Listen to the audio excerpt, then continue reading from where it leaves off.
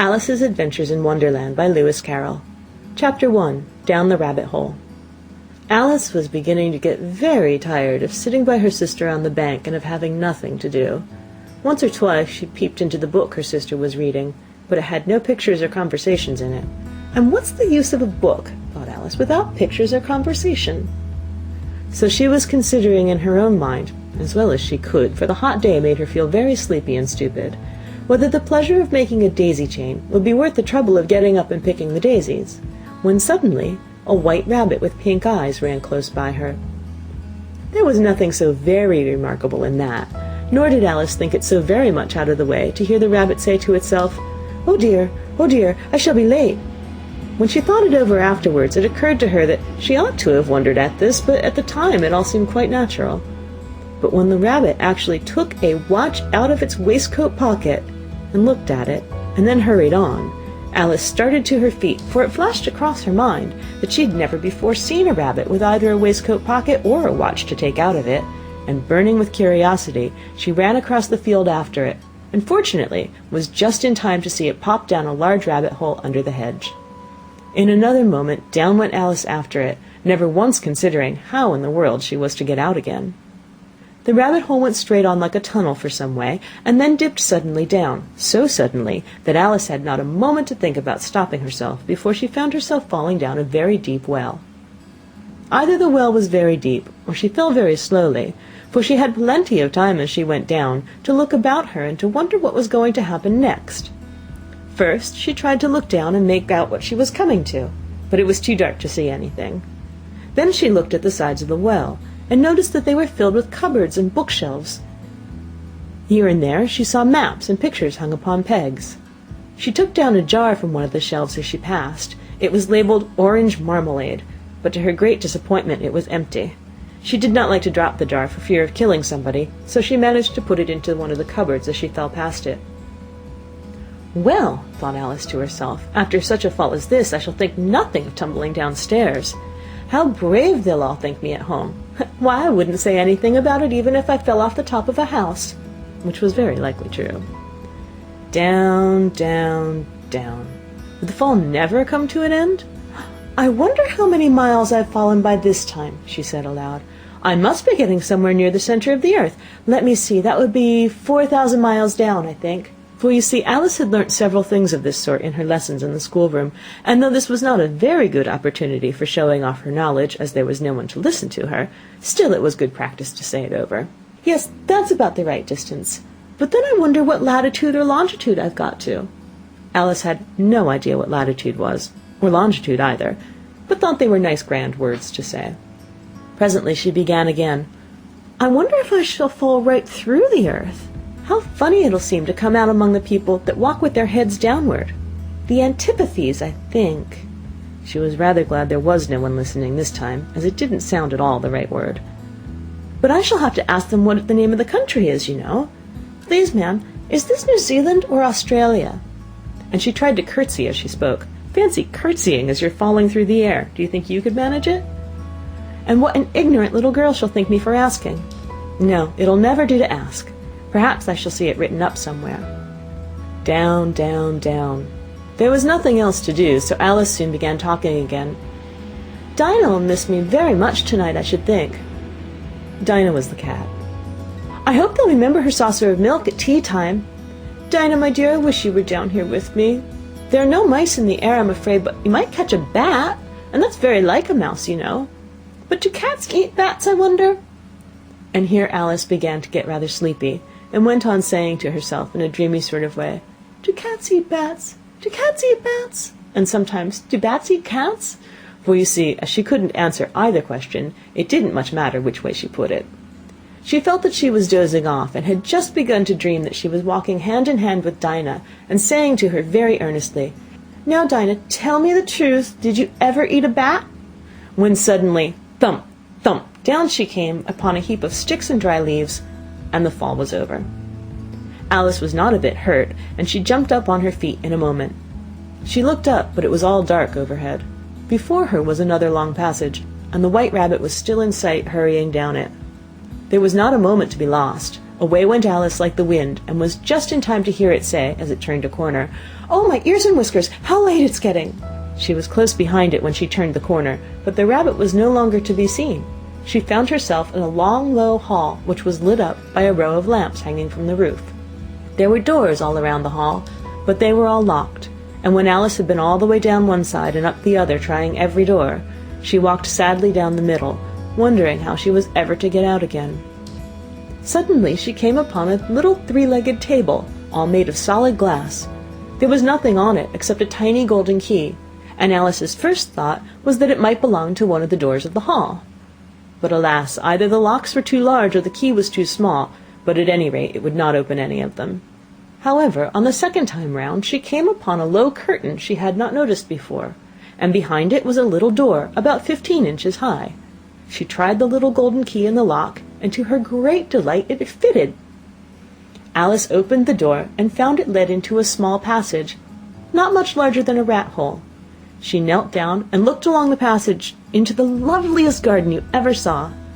How she longed to get out of that dark hall and wander about among those beds of bright flowers and those cool fountains, but she could not even get her head through the doorway. And even if my head would go through, thought poor Alice, it would be of very little use without my shoulders. Oh, how I wish I could shut up like a telescope! I think I could, if I only know how to begin. For you see, so many out-of-the-way things had happened lately, that Alice had begun to think that very few things indeed were really impossible.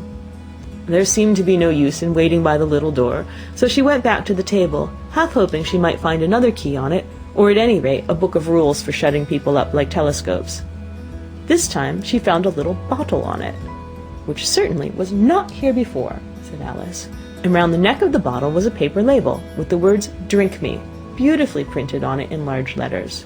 It was all very well to say "drink me," but the wise little Alice was not going to do that in a hurry. "No, I'll look first," she said, "and see whether it's marked poison or not," for she had read several nice little histories about children who'd gotten burnt and eaten up by wild beasts and other unpleasant things, all because they would not remember the simple rules their friends had taught them, such as that a red-hot poker will burn you if you hold it too long, and that if you cut your finger very deeply with a knife it usually bleeds. And she had never forgotten that if you drink much from a bottle marked poison, it's almost certain to disagree with you sooner or later. However, this bottle was not marked poison, so Alice ventured to taste it, and finding it very nice, it had, in fact, a sort of mixed flavor of cherry tart, custard, pineapple, roast turkey, toffee, and hot buttered toast. She very soon finished it off. "What a curious feeling," said Alice. "I must be shutting up like a telescope." And so it was indeed. She was now only 10 inches high, and her face brightened up at the thought that she was now the right size for going through the little door into that lovely garden. First, however, she waited for a few minutes to see if she was going to shrink any further. She felt a little nervous about this, for it might end, you know, said Alice to herself, in my going out altogether like a candle. I wonder what I should be like then. And she tried to fancy what the flame of a candle is like after the candle is blown out, for she could not remember having ever seen such a thing. After a while, finding that nothing more happened, she decided on going into the garden at once. But alas for poor Alice, when she got to the door, she found she'd forgotten the little golden key, and when she went back to the table for it, she found she could not possibly reach it. She could see it quite plainly through the glass, and she tried her best to climb up one of the legs of the table, but it was too slippery, and when she had tired herself out with trying, the poor little thing sat down and cried. "Come, there's no use crying like that," said Alice to herself rather sharply. "I advise you to leave off this minute."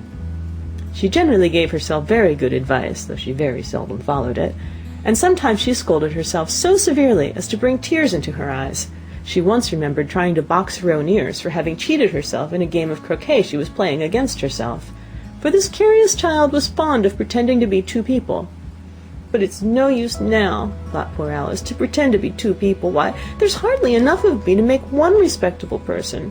Soon her eye fell on a little glass box that was lying under the table. She opened it, and found in it a very small cake, on which the words "Eat me" were beautifully marked in currants. "Well, I'll eat it," said Alice, "and if it makes me grow larger, I can reach the key, and if it makes me grow smaller, I can creep under the door. So either way I'll get into the garden, and I don't care which happens." She ate a little bit, and said anxiously to herself, "Which way? Which way?" holding her hand on the top of her head to feel which way it was growing, and she was quite surprised to find that she remained the same size. To be sure, this generally happens when one eats cake, but Alice had gotten so much into the way of expecting nothing but out-of-the-way things to happen, that it seemed quite dull and stupid for life to go on in the common way. So she set to work, and very soon finished off the cake. End of Chapter 1. Read by Krista McQuillan, Tokyo, Japan, November 15th, 2005. Recording by Brad Bush. Alice's Adventures in Wonderland by Lewis Carroll. Chapter 2. The Pool of Tears. "Curiouser and curiouser," cried Alice. She was so much surprised that for the moment she quite forgot how to speak good English. "Now I'm opening out like the largest telescope that ever was. Goodbye, feet." For when she looked down at her feet, they seemed to be almost out of sight. They were getting so far off. "Oh, my poor little feet. I wonder who will put on your shoes and stockings for you now, dears. I'm sure I shan't be able to. I shall be a great deal too far off to trouble myself about you. You must manage the best you can, but I must be kind to them," thought Alice, "or perhaps they won't walk the way I want to go. Let me see, I'll give them a new pair of boots every Christmas." And she went on planning to herself how she should manage it. They must go by carrier, she thought, and how funny I'll seem sending presents to one's own feet, and how odd the directions will look. Alice's right foot, Esquire. Hearthrug near the fender, with Alice's love. Oh dear, what nonsense I'm talking. Just then her head struck against the roof of the hall. In fact, she was now more than 9 feet high, and she at once took up the little golden key and hurried off to the garden door. Poor Alice! It was as much as she could do lying down on one side to look through into the garden with one eye, but to get through was more hopeless than ever. She sat down and began to cry again. "You ought to be ashamed of yourself," said Alice. "A great girl like you," she might well say this, "to go on crying in this way. Stop this moment, I tell you." But she went on all the same, shedding gallons of tears until there was a large pool all around her, about 4 inches deep and reaching half down the hall. After a time she heard a little pattering of feet in the distance, and she hastily dried her eyes to see what was coming. It was the White Rabbit returning, splendidly dressed with a pair of white kid gloves in one hand and a large fan in the other. He came trotting along in a great hurry, muttering to himself as he came, "Oh, the Duchess, the Duchess! Oh, won't she be savage if I've kept her waiting?" Alice felt so desperate that she was ready to ask help of anyone. So when the rabbit came near her, she began in a low, timid voice, "If you please, sir." The rabbit started violently, dropped the white kid gloves and the fan, and scurried away into the darkness, as hard as he could go. Alice took up the fan and gloves, and as the hall was very hot, she kept fanning herself all the time she went on talking. "Dear, dear, how queer everything is today, and yesterday things went on just as usual. I wonder if I've been changed in the night. Let me think, was I the same when I got up this morning?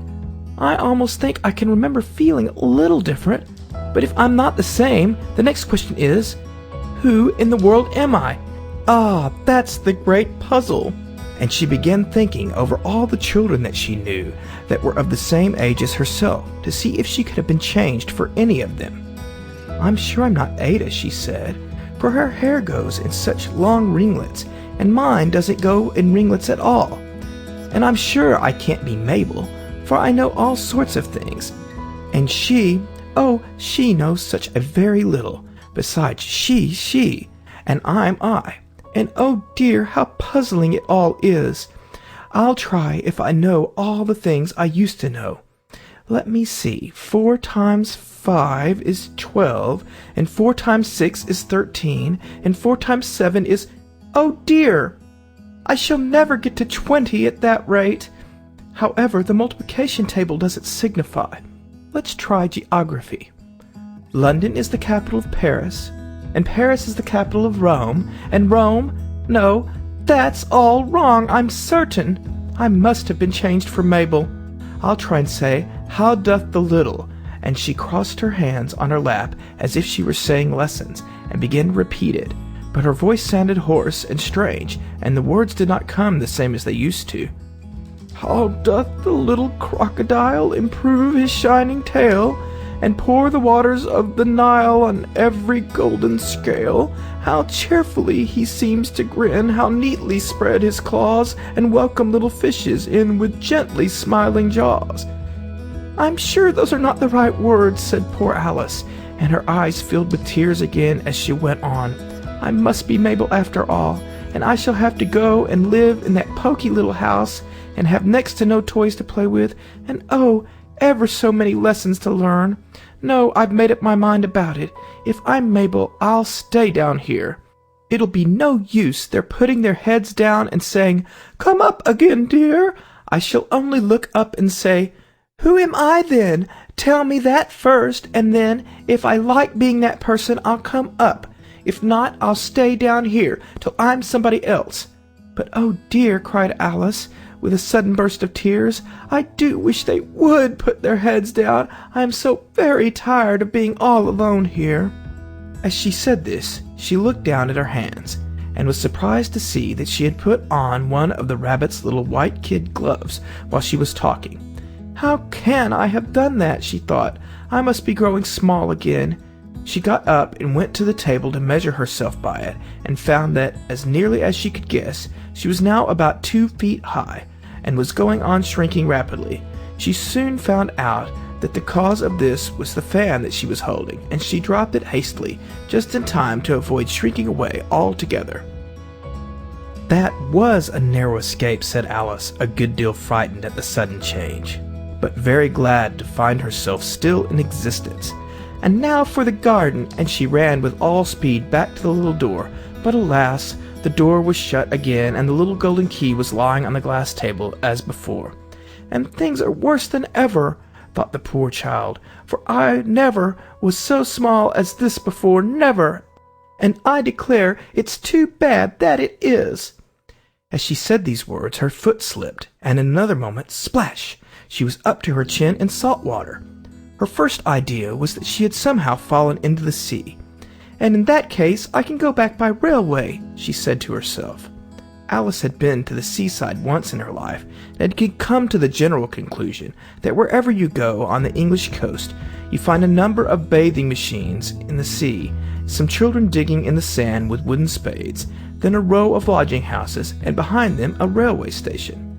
However, she soon made out that she was in a pool of tears, which she had wept when she was 9 feet high.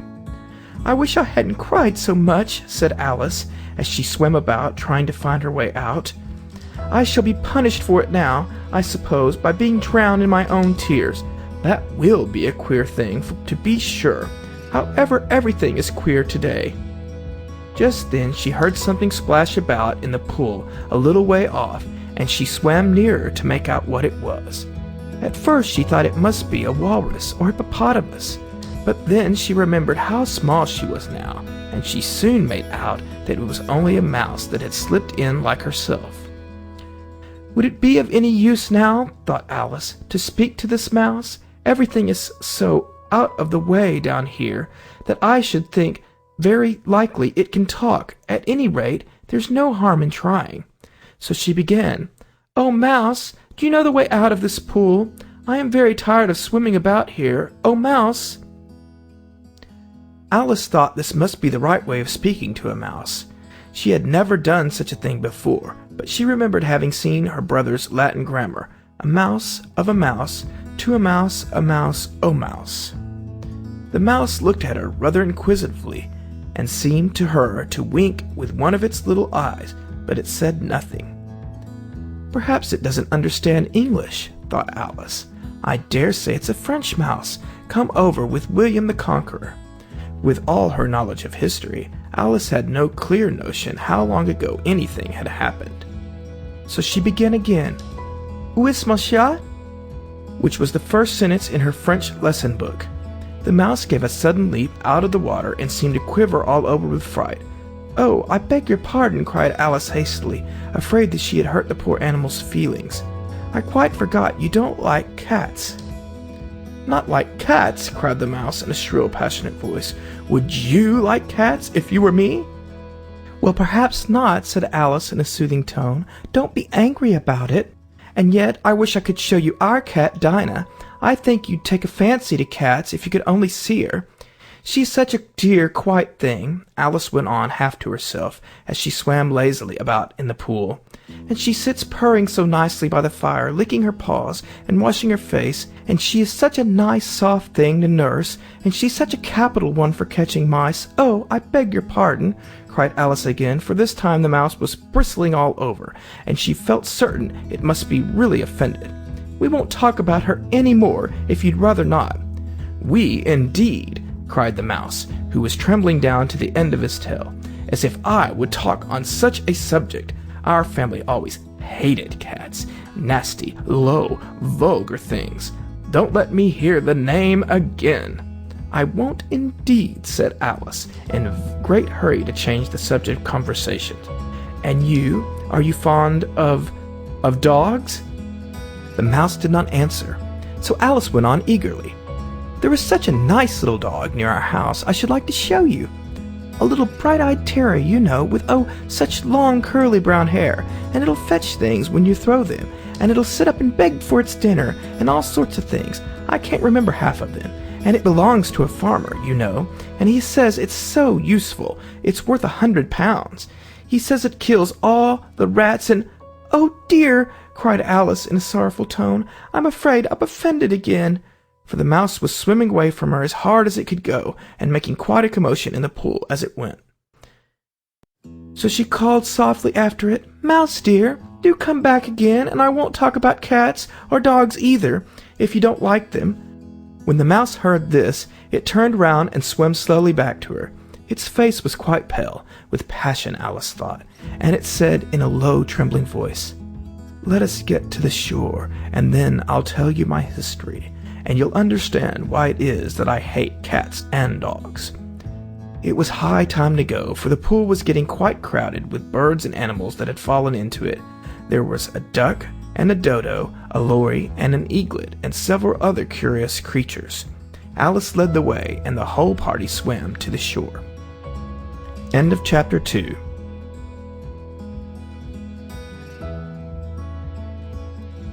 Recording by Roger W. Barnett.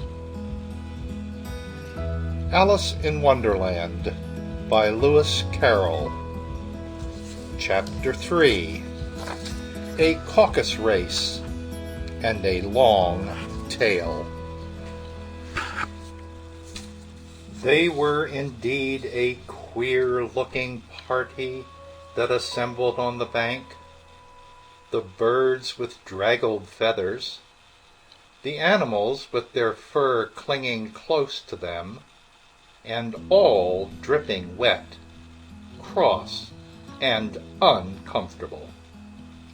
The first question, of course, was how to get dry again. They had a consultation about this, and after a few minutes, it seemed quite natural to Alice to find herself talking familiarly with them as if she had known them all her life. Indeed, she had quite a long argument with the lory, who at last turned sulky and would only say, "I am older than you and must know better." And this Alice would not allow without knowing how old it was, and as the lory positively refused to tell its age, there was no more to be said. At last, the mouse, who seemed to be a person of authority among them, called out, "Sit down, all of you, and listen to me. I'll soon make you dry enough." They all sat down at once, in a large ring, with the mouse in the middle. Alice kept her eyes anxiously fixed on it, for she felt sure she would catch a bad cold if she did not get dry very soon. "Ahem," said the mouse with an important air. "Are you all ready? This is the driest thing I know.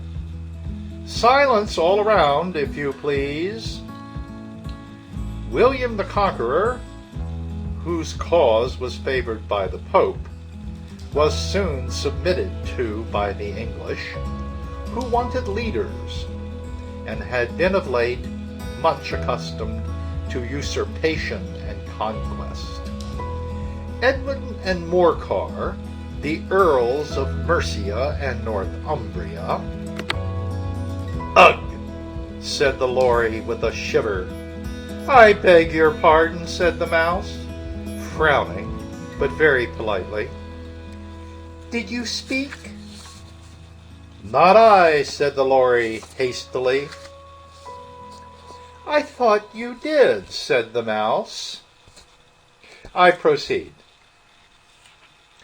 Edmund and Morcar, the Earls of Mercia and Northumbria, declared for him, and even Stigand, the patriotic Archbishop of Canterbury, found it advisable.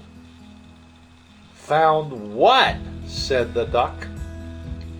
"Found it," the mouse replied rather crossly. "Of course you know what it means."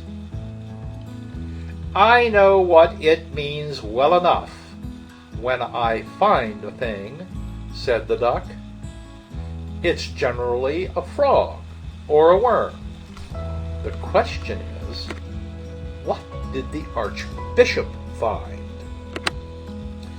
The mouse did not notice this question, but hurriedly went on. "Found it advisable to go with Edgar Atheling to meet William and offer him the crown. William's conduct was at first moderate, but the insolence of his Normans. How are you getting on now, my dear?" it continued, turning to Alice as it spoke. "As wet as ever," said Alice in a melancholy tone. "It doesn't seem to dry me at all." "In that case," said the dodo solemnly, rising to its feet, "I move that the meeting adjourn for the immediate adoption of more energetic remedies." "Speak English," said the eaglet.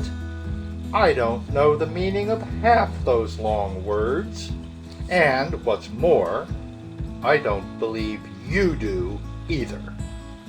And the eaglet bent down its head to hide a smile. Some of the other birds tittered audibly. "What I was going to say," said the dodo in an offended tone, "was that the best thing is to get us dry would be a caucus race." "What is a caucus race?" said Alice. Not that she wanted much to know, but the dodo had paused as if it thought that somebody ought to speak, and no one else seemed inclined to say anything. "Why," said the dodo, "the best way to explain it is to do it. And you might like to try the thing yourself some winter day. I will tell you how the dodo managed it. First, it marked out a race course in a sort of circle. The exact shape doesn't matter, it said. And then all the party were placed along the course, here and there. There was no 1, 2, 3, and away, but they began running when they liked, and left off when they liked, so that it was not easy to know when the race was over. However, when they had been running half an hour or so, and were quite dry again, the dodo suddenly called out, "The race is over!" And they all crowded round it, panting and asking, "But who has won?" This question the dodo could not answer without a great deal of thought, and it sat for a long time with one finger pressed upon its forehead, the position in which you usually see Shakespeare in the pictures of him, while the rest waited in silence.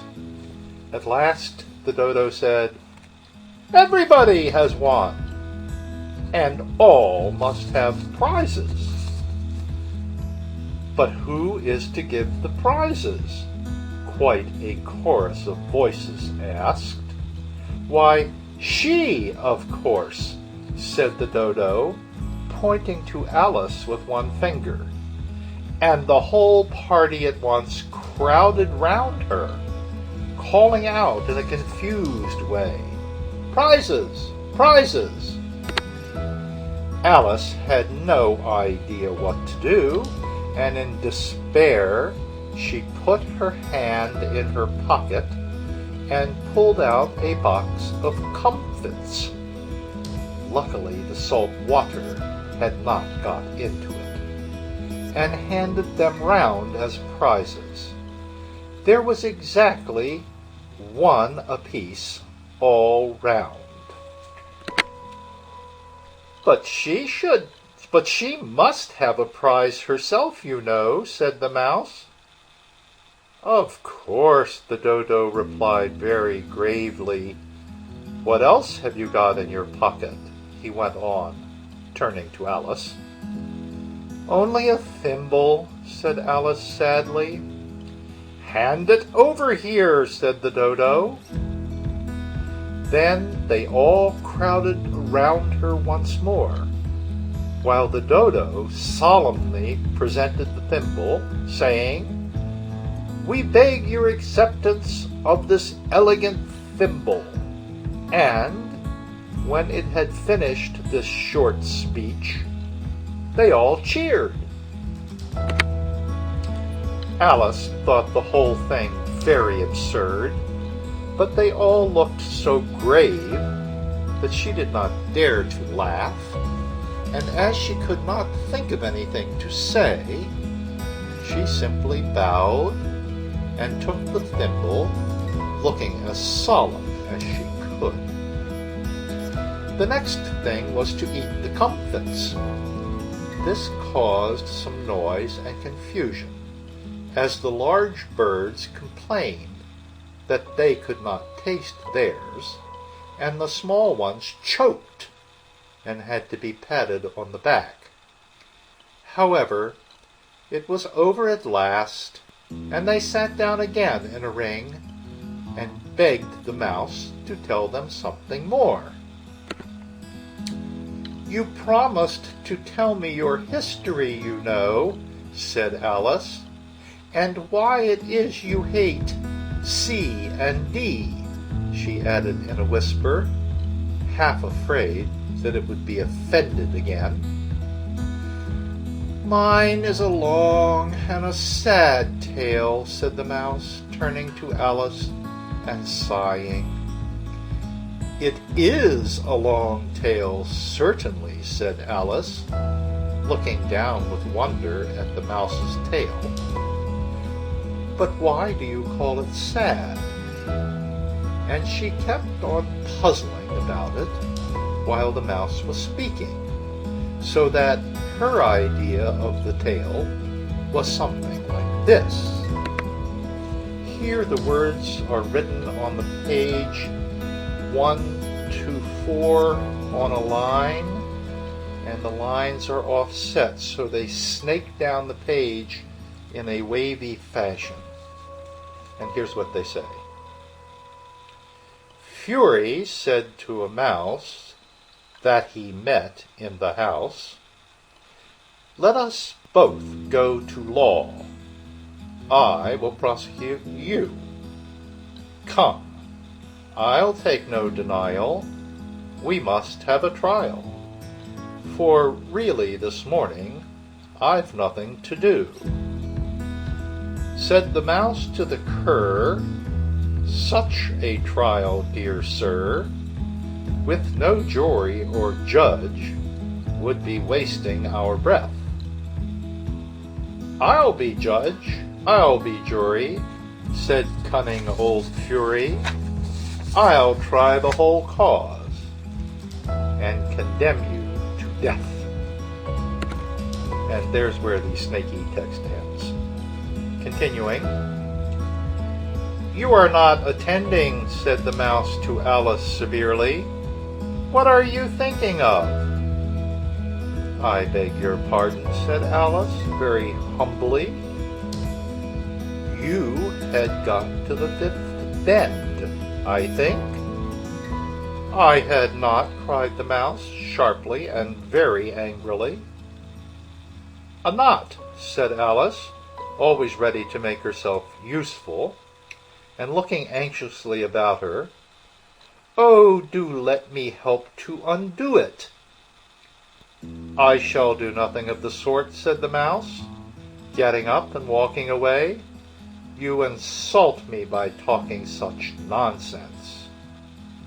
I didn't mean it, pleaded poor Alice, but you're so easily offended, you know. The mouse only growled in reply. Please come back and finish your story, Alice called after it, and the others all joined in chorus. Yes, please do!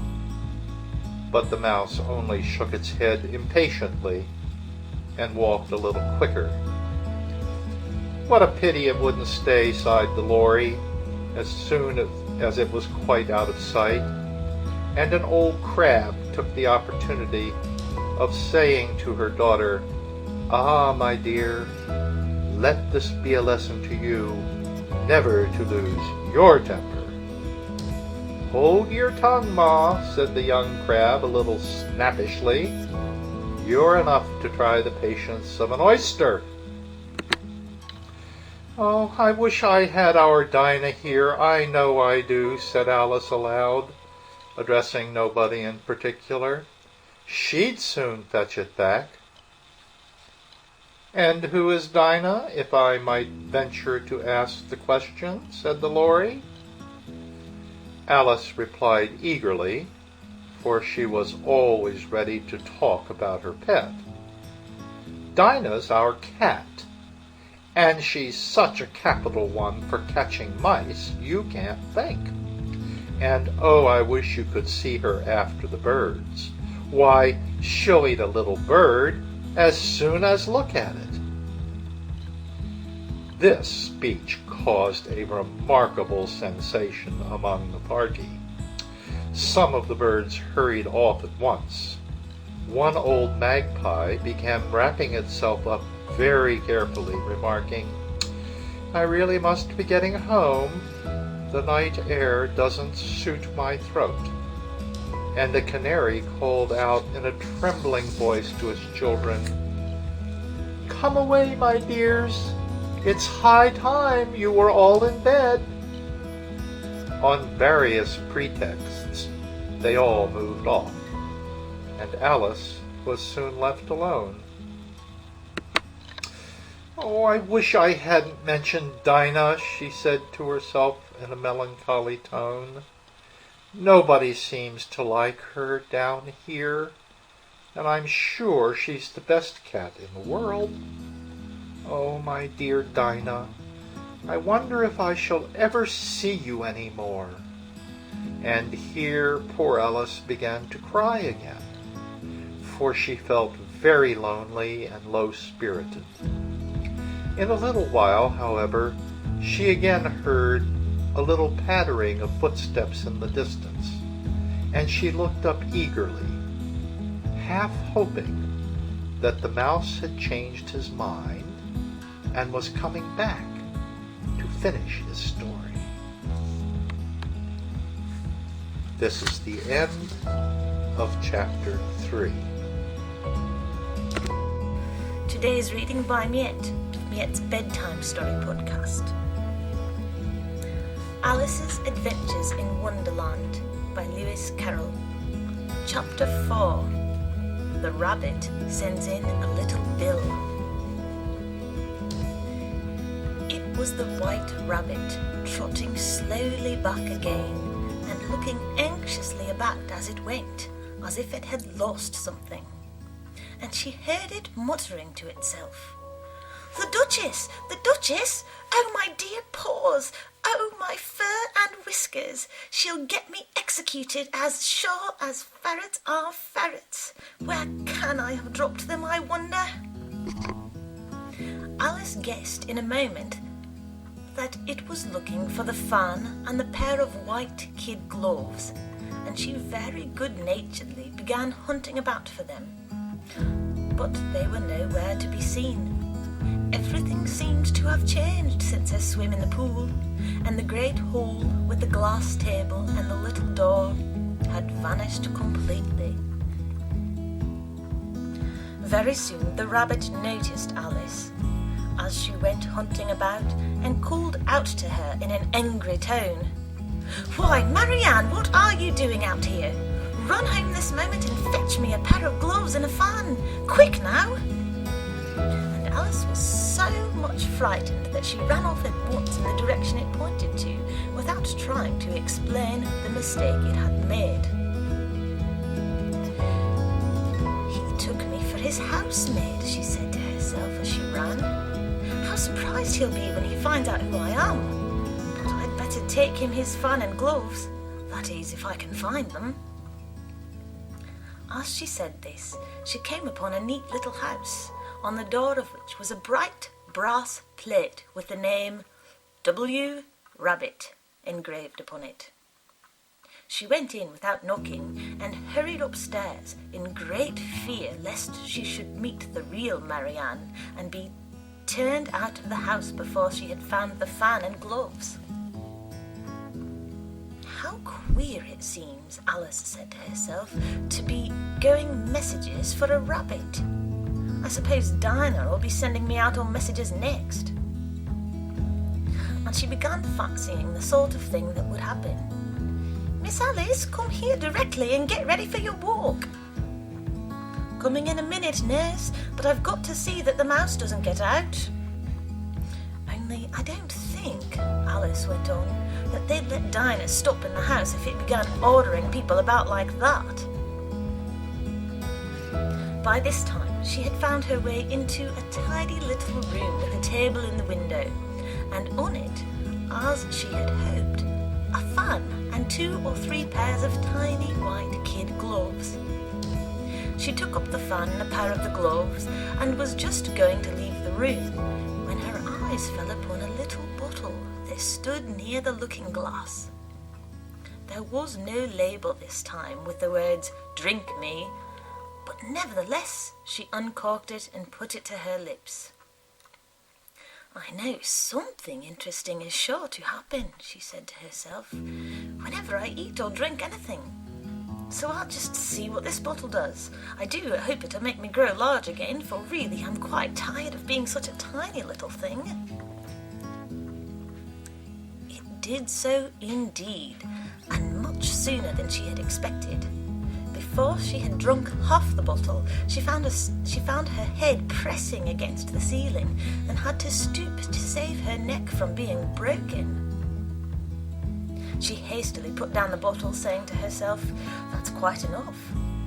I hope I shan't grow any more. As it is, I can't get out at the door. I do wish I hadn't drunk quite so much." Alas, it was too late to wish that. She went on growing and very soon had to kneel down on the floor. In another minute there was not even room for this, and she tried the effect of lying down with one elbow against the door and the other arm curled round her head. Still she went on growing, and, as a last resource, she put one arm out the window and one foot up the chimney, and said to herself, Now I can do no more, whatever happens. What will become of me?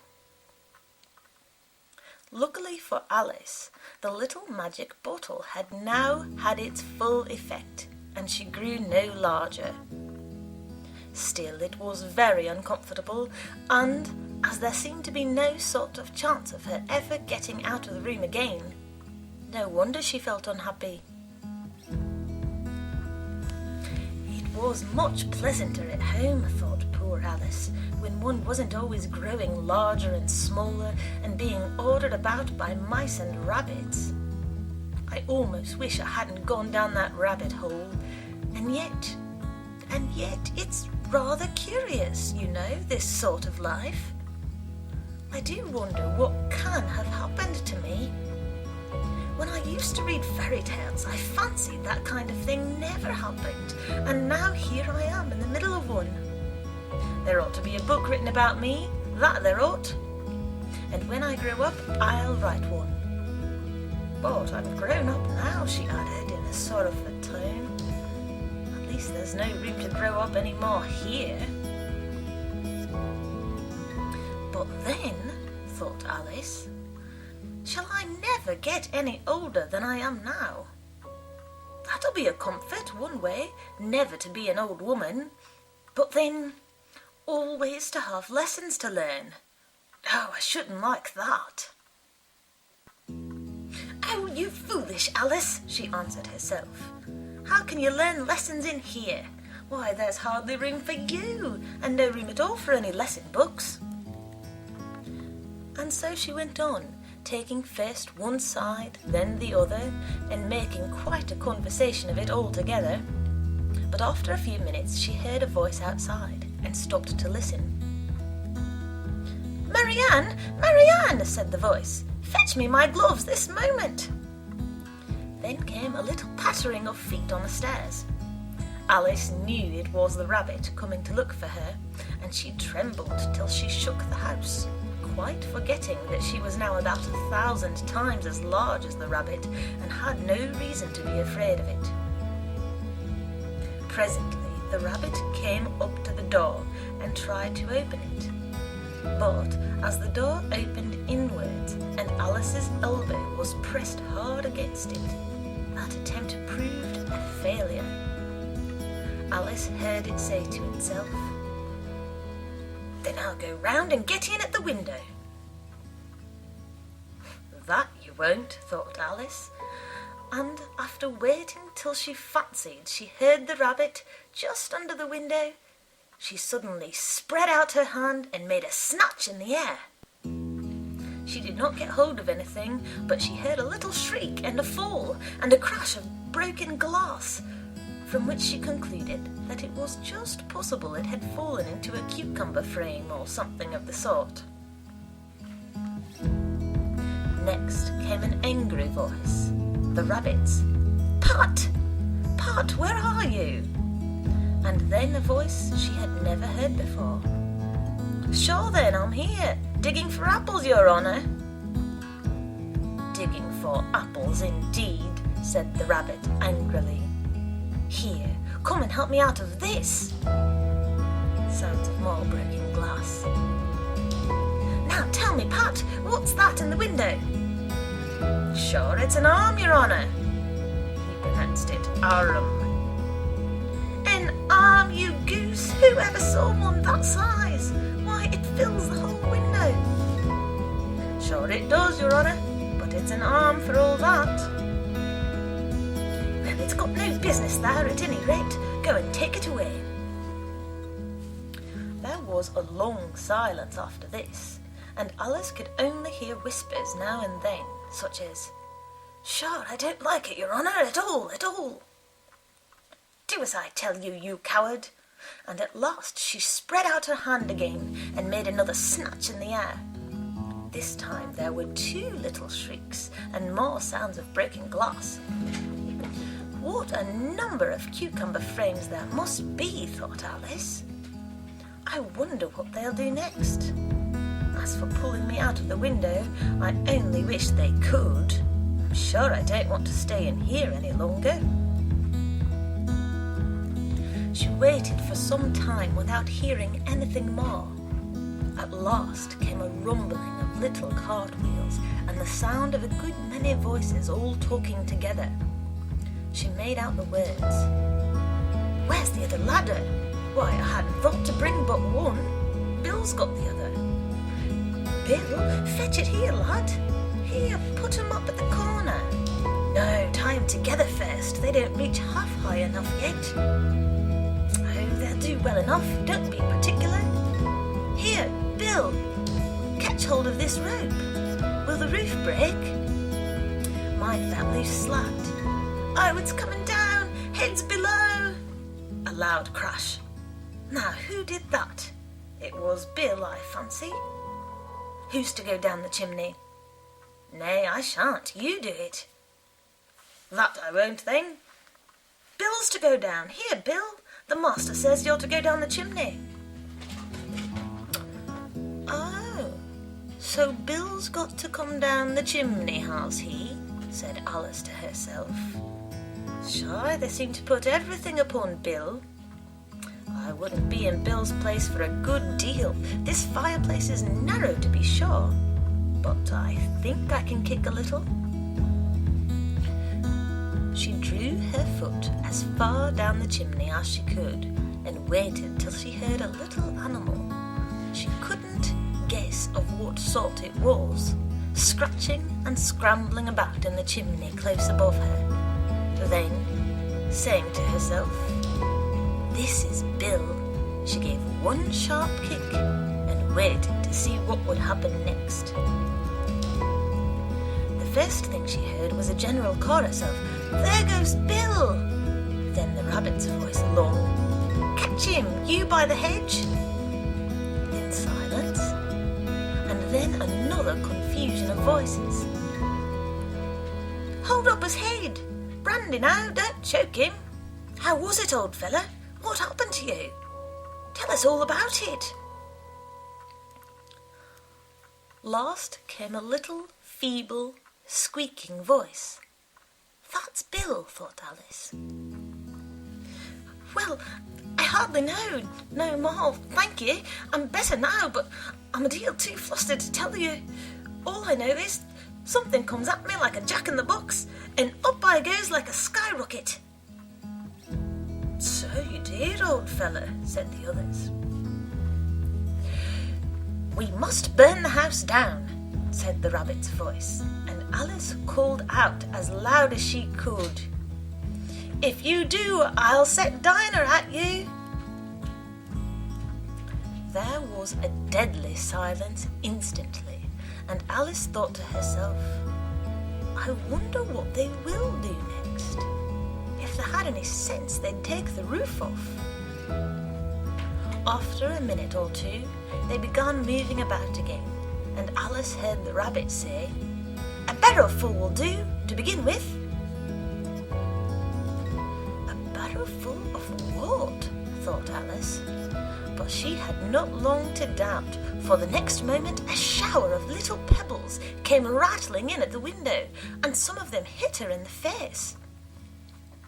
"I'll put a stop to this," she said to herself, and shouted out, "You'd better not do that again," which produced another dead silence. Alice noted with some surprise that the pebbles were all turning into little cakes as they lay on the floor, and a bright idea came into her head. "If I eat one of these cakes," she thought, "it's sure to make some change in my size, and as it can't possibly make me larger, it must make me smaller, I suppose." So she swallowed one of the cakes and was delighted to find that she began shrinking directly. As soon as she was small enough to get through the door, she ran out of the house and found quite a crowd of little animals and birds waiting outside. The poor little lizard, Bill, was in the middle, being held up by 2 guinea pigs, who were giving it something out of a bottle. They all made a rush at Alice the moment she appeared, but she ran off as hard as she could and soon found herself safe in a thick wood. The first thing I've got to do," said Alice to herself as she wandered about in the wood, "is to grow to my right size again. And the second thing is to find my way into that lovely garden. I think that will be the best plan."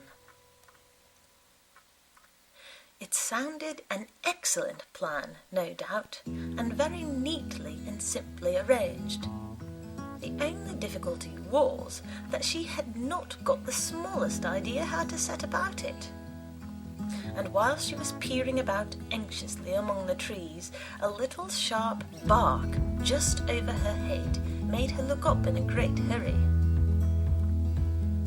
An enormous puppy was looking down at her with large round eyes and feebly stretching out one paw, trying to touch her. "Poor little thing," said Alice in a coaxing tone, and she tried hard to whistle to it, but she was terribly frightened all the time at the thought that it might be hungry, in which case it would be very likely to eat her up in spite of all her coaxing. Hardly knowing what she did, she picked up a little bit of stick and held it out to the puppy, whereupon the puppy jumped into the air off all its feet at once with a yelp of delight and rushed at the stick and made believe to worry it. Then Alice dodged behind a great thistle to keep herself from being run over, and the moment she appeared on the other side, the puppy made another rush at the stick and tumbled head over heels in its hurry to get hold of it. Then Alice, thinking it was very like having a game of play with a cart horse, and expecting every moment to be trampled under its feet, ran round the thistle again. Then the puppy began a series of short charges at the stick, running a very little way forwards each time and a long way back, and barking hoarsely all the while, till at last it sat down a good way off, panting, with its tongue hanging out of his mouth and its great eyes half shut. This seemed to Alice a good opportunity for making her escape, so she set off at once and ran till she was quite tired and out of breath, and till the puppy's bark sounded quite faint in the distance. "And yet what a dear little puppy it was," said Alice, as she leant against a buttercup to rest herself and fanned herself with one of the leaves. "I should have liked teaching it tricks very much if I'd only been the right size to do it. Oh dear, I'd nearly forgotten that I've got to grow up again. Let me see, how is this to be managed? I suppose I ought to eat or drink something or other, but the great question is, what?" The great question certainly was, what? Alice looked all round her at the flowers and the blades of grass, but she did not see anything that looked like the right thing to eat or drink under the circumstances. There was a large mushroom growing near her, about the same height as herself, and when she had looked under it, and on both sides of it, and behind it, it occurred to her that she might as well look and see what was on top of it. She stretched herself up on tiptoe and peeped over the edge of the mushroom, and her eyes immediately met those of a large caterpillar that was sitting on the top with its arms folded, quietly smoking a long hookah and taking not the smallest notice of her or of anything else. End of chapter 4, recorded on Tuesday the 6th of December in New York, New York. Alice's Adventures in Wonderland by Lewis Carroll. Chapter 5. Advice from a Caterpillar. The caterpillar and Alice looked at each other for some time in silence. At last the caterpillar took the hookah out of its mouth and addressed her in a languid, sleepy voice. "Who are you?" said the caterpillar. This was not an encouraging opening for a conversation. Alice replied, rather shyly, I hardly know, sir, just at present. At least, I know who I was when I got up this morning, but I think I must have been changed several times since then." "What do you mean by that?" said the caterpillar sternly. "Explain yourself." "I can't explain myself, I'm afraid, sir," said Alice, "because I'm not myself, you see." "I don't see," said the caterpillar. "I'm afraid I can't put it more clearly," Alice replied, very politely, "for I can't understand it myself to begin with, and being so many different sizes in a day is very confusing." "It isn't," said the caterpillar. "Well, perhaps you haven't found it so yet," said Alice. "But when you have to turn into a chrysalis, you will some day, you know, and then after that into a butterfly, I should think you'll feel it a little queer, won't you?" "Not a bit," said the caterpillar. "Well, perhaps your feelings may be different," said Alice. "All I know is, it would feel very queer to me." "You?" said the caterpillar contemptuously. "Who are you?" Which brought them back again to the beginning of the conversation. Alice felt a little irritated at the caterpillar's making such very short remarks, and she drew herself up and said, very gravely, "I think you ought to tell me who you are first." "Why?" said the caterpillar. Here was another puzzling question, and as Alice could not think of any good reason, and as the caterpillar seemed to be in a very unpleasant state of mind, she turned away. "Come back," the caterpillar called after her. "I've something important to say." This sounded promising, certainly. Alice turned and came back again. "Keep your temper," said the caterpillar. "Is that all?" said Alice, swallowing down her anger as well as she could. "No," said the caterpillar. Alice thought she might as well wait, as she had nothing else to do, and perhaps, after all, it might tell her something worth hearing. For some minutes it puffed away without speaking, but at last it unfolded its arms, took the hookah out of its mouth again, and said, "So you think you're changed, do you?"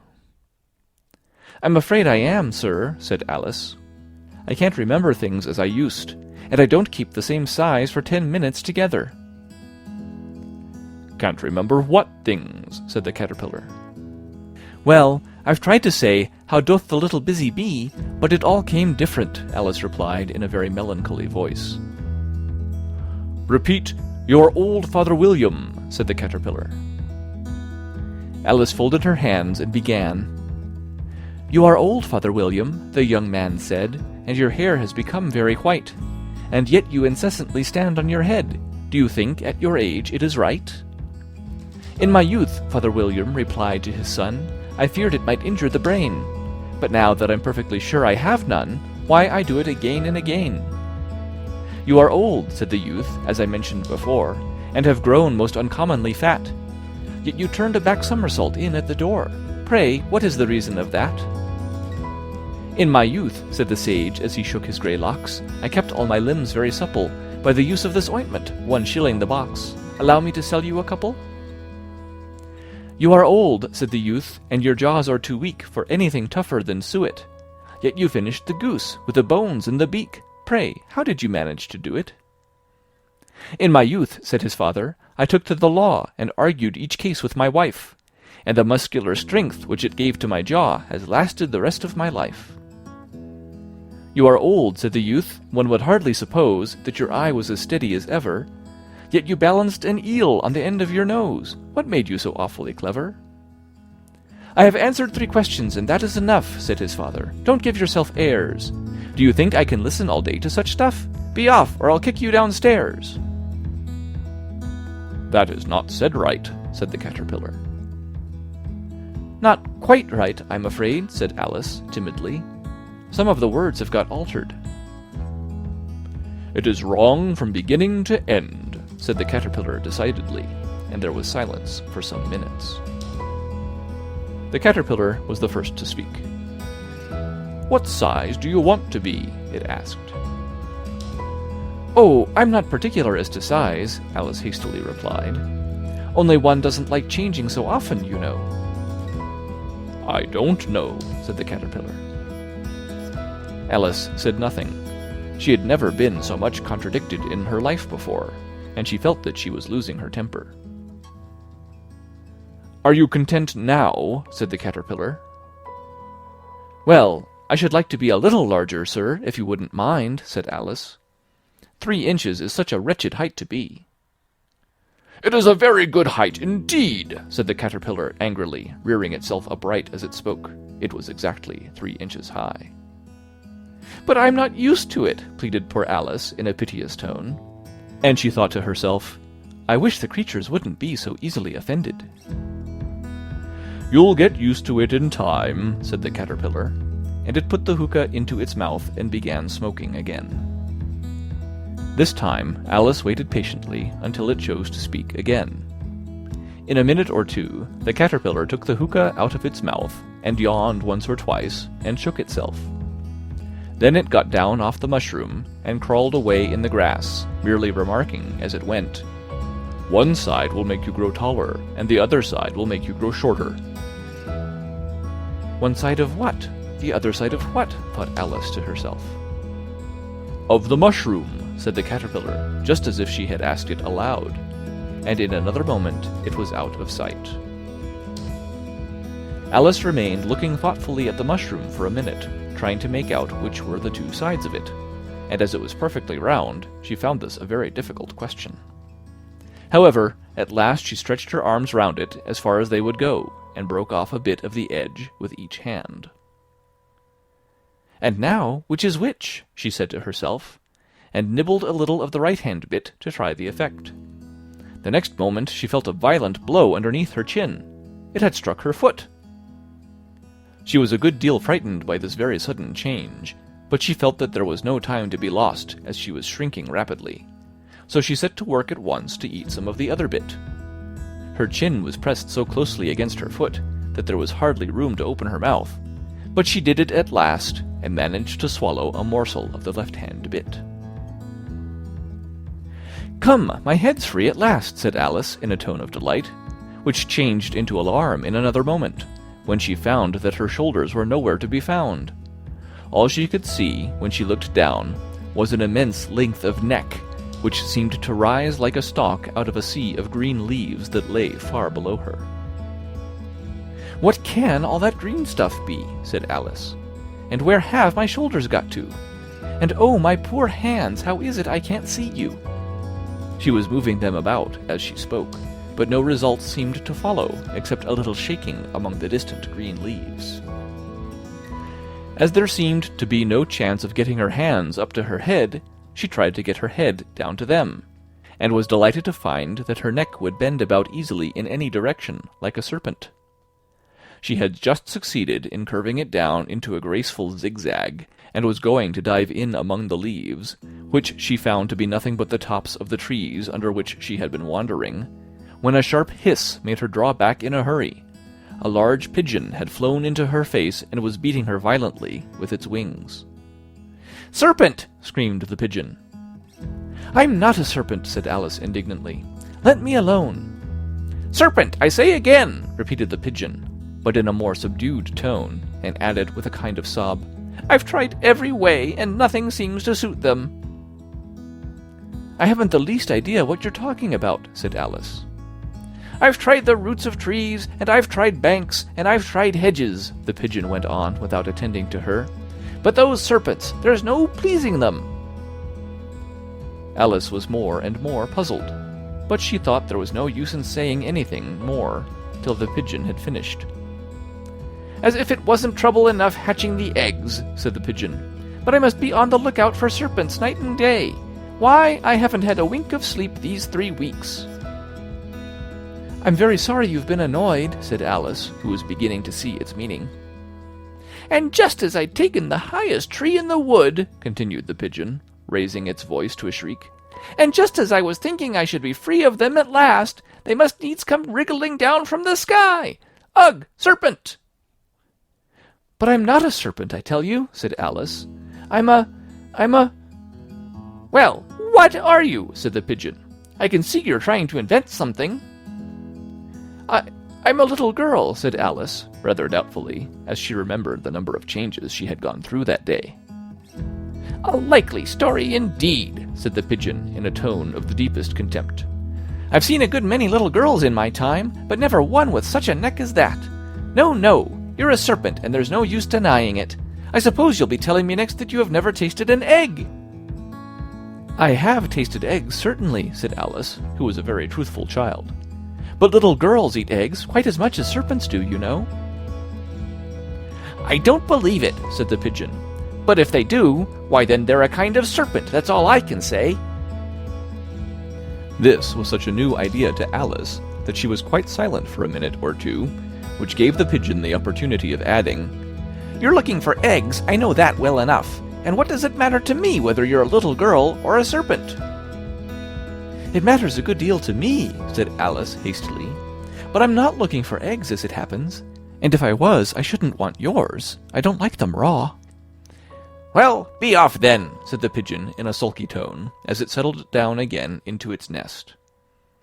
Alice crouched down among the trees as well as she could, for her neck kept getting entangled among the branches, and every now and then she had to stop and untwist it.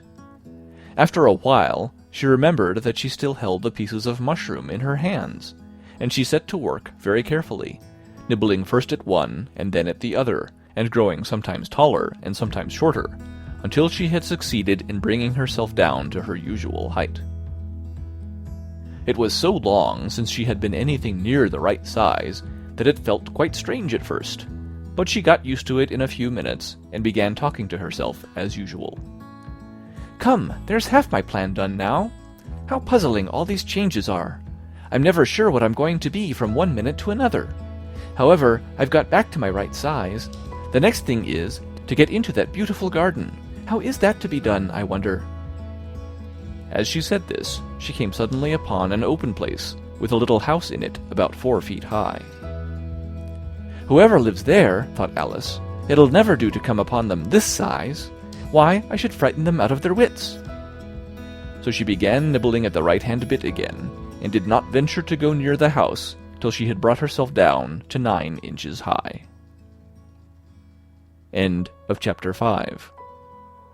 Recorded December 28th, 2005, in Longmont, Colorado. This recording by Mark Bradford. This reading by Raza Shah. Alice's Adventures in Wonderland by Lewis Carroll. Chapter 6, Pig and Pepper. For a minute or two she stood looking at the house and wondering what to do next, when suddenly a footman in livery came running out of the wood. She considered him a footman because he was in livery, otherwise, judging by his face only, she would have called him a fish, and rapped loudly at the door with his knuckles. It was opened by another footman in livery with a round face and large eyes like a frog, and both footmen, Alice noticed, had powdered hair and curls all over their head. She felt very curious to know what it was all about, and crept a little way out of the wood to listen. The fish footman began by producing from under his arm a great letter, nearly as large as himself, and this he handed over to the other, saying in a solemn tone, for the Duchess, an invitation from the Queen to play croquet. The frog footman repeated in the same solemn tone, only changing the order of the words a little, from the Queen, an invitation for the Duchess to play croquet. Then they both bowed, and their curls got entangled together. Alice laughed so much at this that she had to run back into the wood for fear of their hearing her. And when she next peeped out, the fish footman was gone, and the other was sitting on the ground near the door, staring stupidly up into the sky. Alice went timidly up to the door and knocked. "There's no sort of use in knocking," said the footman, "and that for 2 reasons. First, because I am on the same side of the door as you. Secondly, because they're making such a noise inside that no one could possibly hear you." And certainly there was a most extraordinary noise going on within, a constant howling and sneezing, and every now and then a great crash as if a dish or a kettle had been broken to pieces. "Please then," said Alice, "how am I to get in?" "There might be some sense in your knocking," the footman went on without attending to her. "If we had a door between us, for instance, if you were inside, you might knock, and I could let you out, you know." He was looking up into the sky all the time he was speaking, and this Alice thought decidedly uncivil. "But perhaps he can't help it," she said to herself. "His eyes are so very nearly at the top of his head. But at any rate, he might answer questions." "How am I to get in?" she repeated aloud. "I shall sit here," the footman remarked, "till tomorrow." At this moment the door of the house opened, and a large plate came skimming out straight for the footman's head. It just grazed his nose and broke to pieces against one of the trees behind him. "Or next day, maybe," the footman continued in the same tone, exactly as if nothing had happened. "How am I to get in?" asked Alice, in a louder tone. "Are you to get in at all?" said the footman. "That's the first question, you know." It was, no doubt, only Alice did not like to be told so. "It's really dreadful," she muttered to herself, "the way all these creatures argue. It's enough to drive one crazy." The footman seemed to think this a good opportunity for repeating his remark, with variations.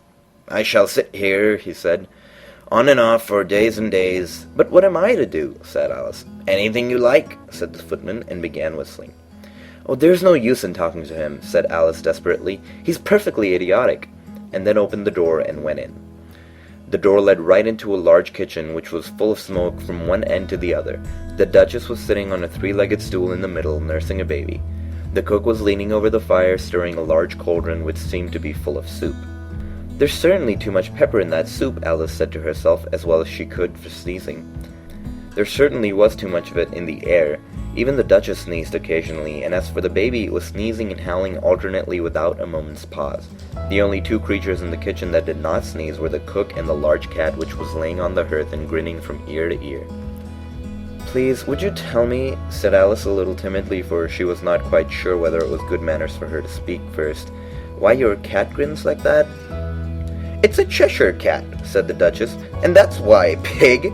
She said the last word with such sudden violence that Alice quite jumped, but she saw in another moment that it was addressed to the baby and not to her. So she took courage and went on again. "I didn't know that Cheshire cats always grinned. In fact, I didn't know that cats could grin." "They all can," said the Duchess, "and most of them do." "I don't know any that do," said Alice very politely, feeling quite pleased to have gotten into a conversation. "You don't know much," said the Duchess, "and that's a fact." Alice did not like at all the tone of this remark, and thought it would be as well to introduce some other subject of conversation. While she was trying to fix on one, the cook took the cauldron of soup off the fire and at once set to work throwing everything within her reach at the Duchess and the baby. The fire irons came first, then followed a shower of saucepans, plates, and dishes. The Duchess took no notice of them even when they hit her, and the baby was howling so much already that it was quite impossible to say whether the blows hurt it or not. "Oh, please mind what you're doing," cried Alex, jumping up and down in agony of terror. "Oh, there goes his precious nose," as an unusually large saucepan flew by and very nearly carried it off. "If everybody minded their own business," said the Duchess in a hoarse growl, "the world would go around a deal faster than it does." "Which would not be an advantage," said Alice, who felt very glad to get an opportunity of showing off a little of her knowledge. "Just think of what work it would make for the day and night. You see, the Earth takes 24 hours to turn around on its axis." "Talking of axis," said the Duchess, "chop off her head." Alice glanced rather anxiously at the cook to see if she meant to take the hint, but the cook was busily stirring the soup, and seemed not to be listening. She went on again. 24 hours, I think, or is it 12? "Oh, don't bother me," said the Duchess. "I never could abide figures." And with this she began nursing the child again, singing a sort of lullaby to it as she did so, and giving a violent shake at the end of every line.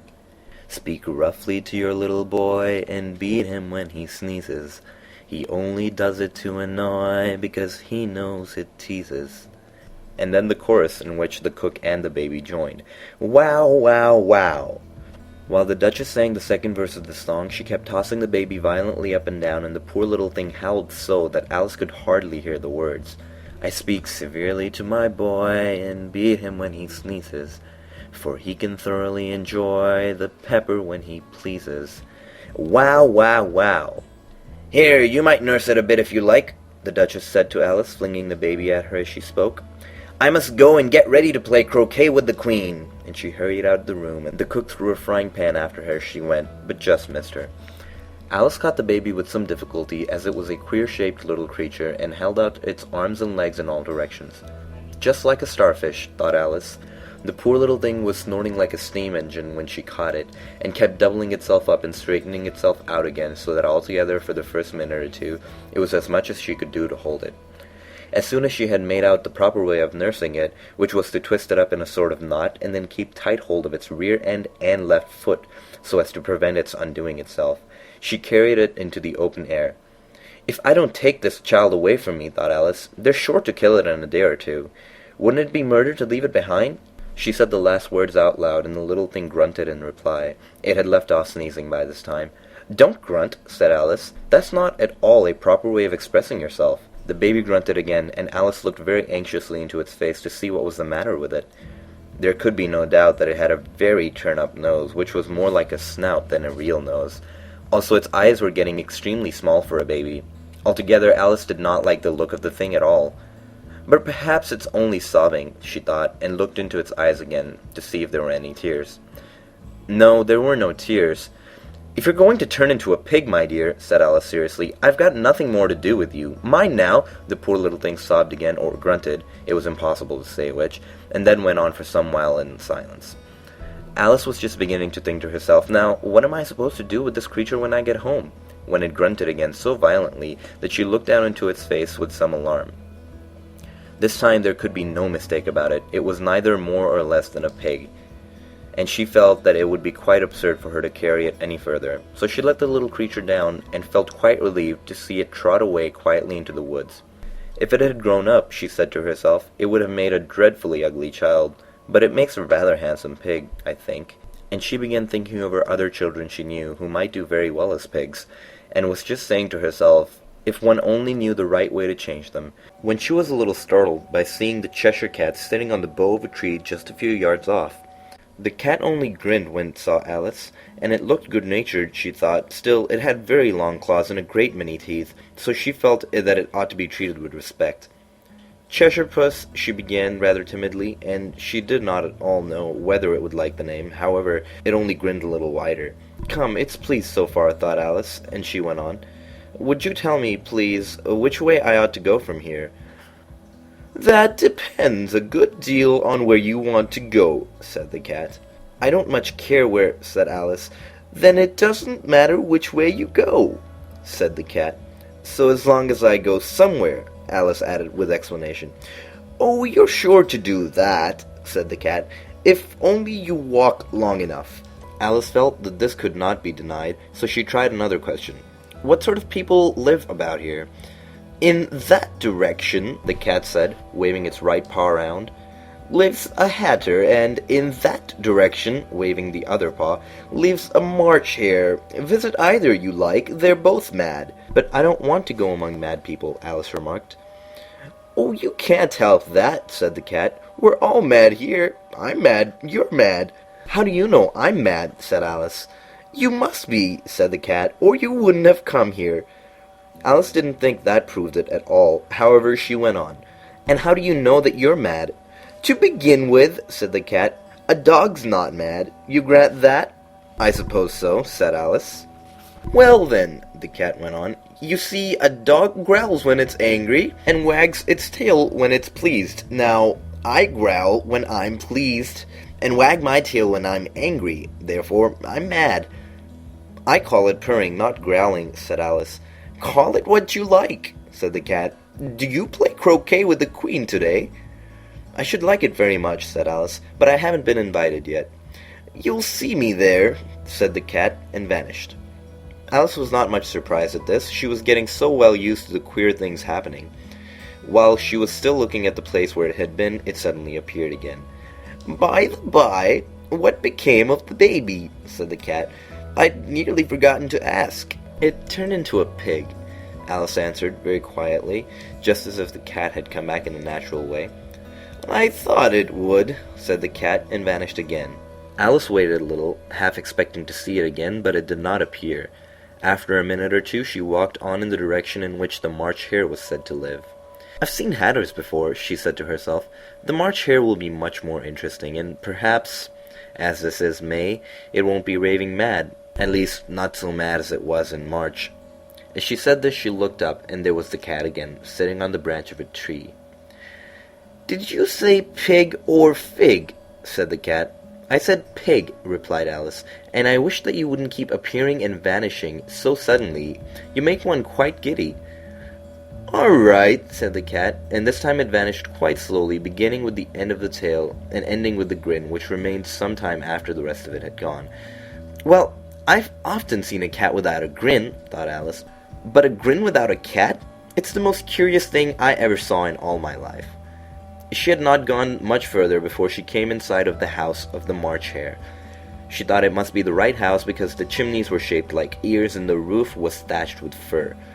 It was such a large house that she did not like to go nearer till she had nibbled some more of the left-hand bit of mushroom, and she raised herself about 2 feet high.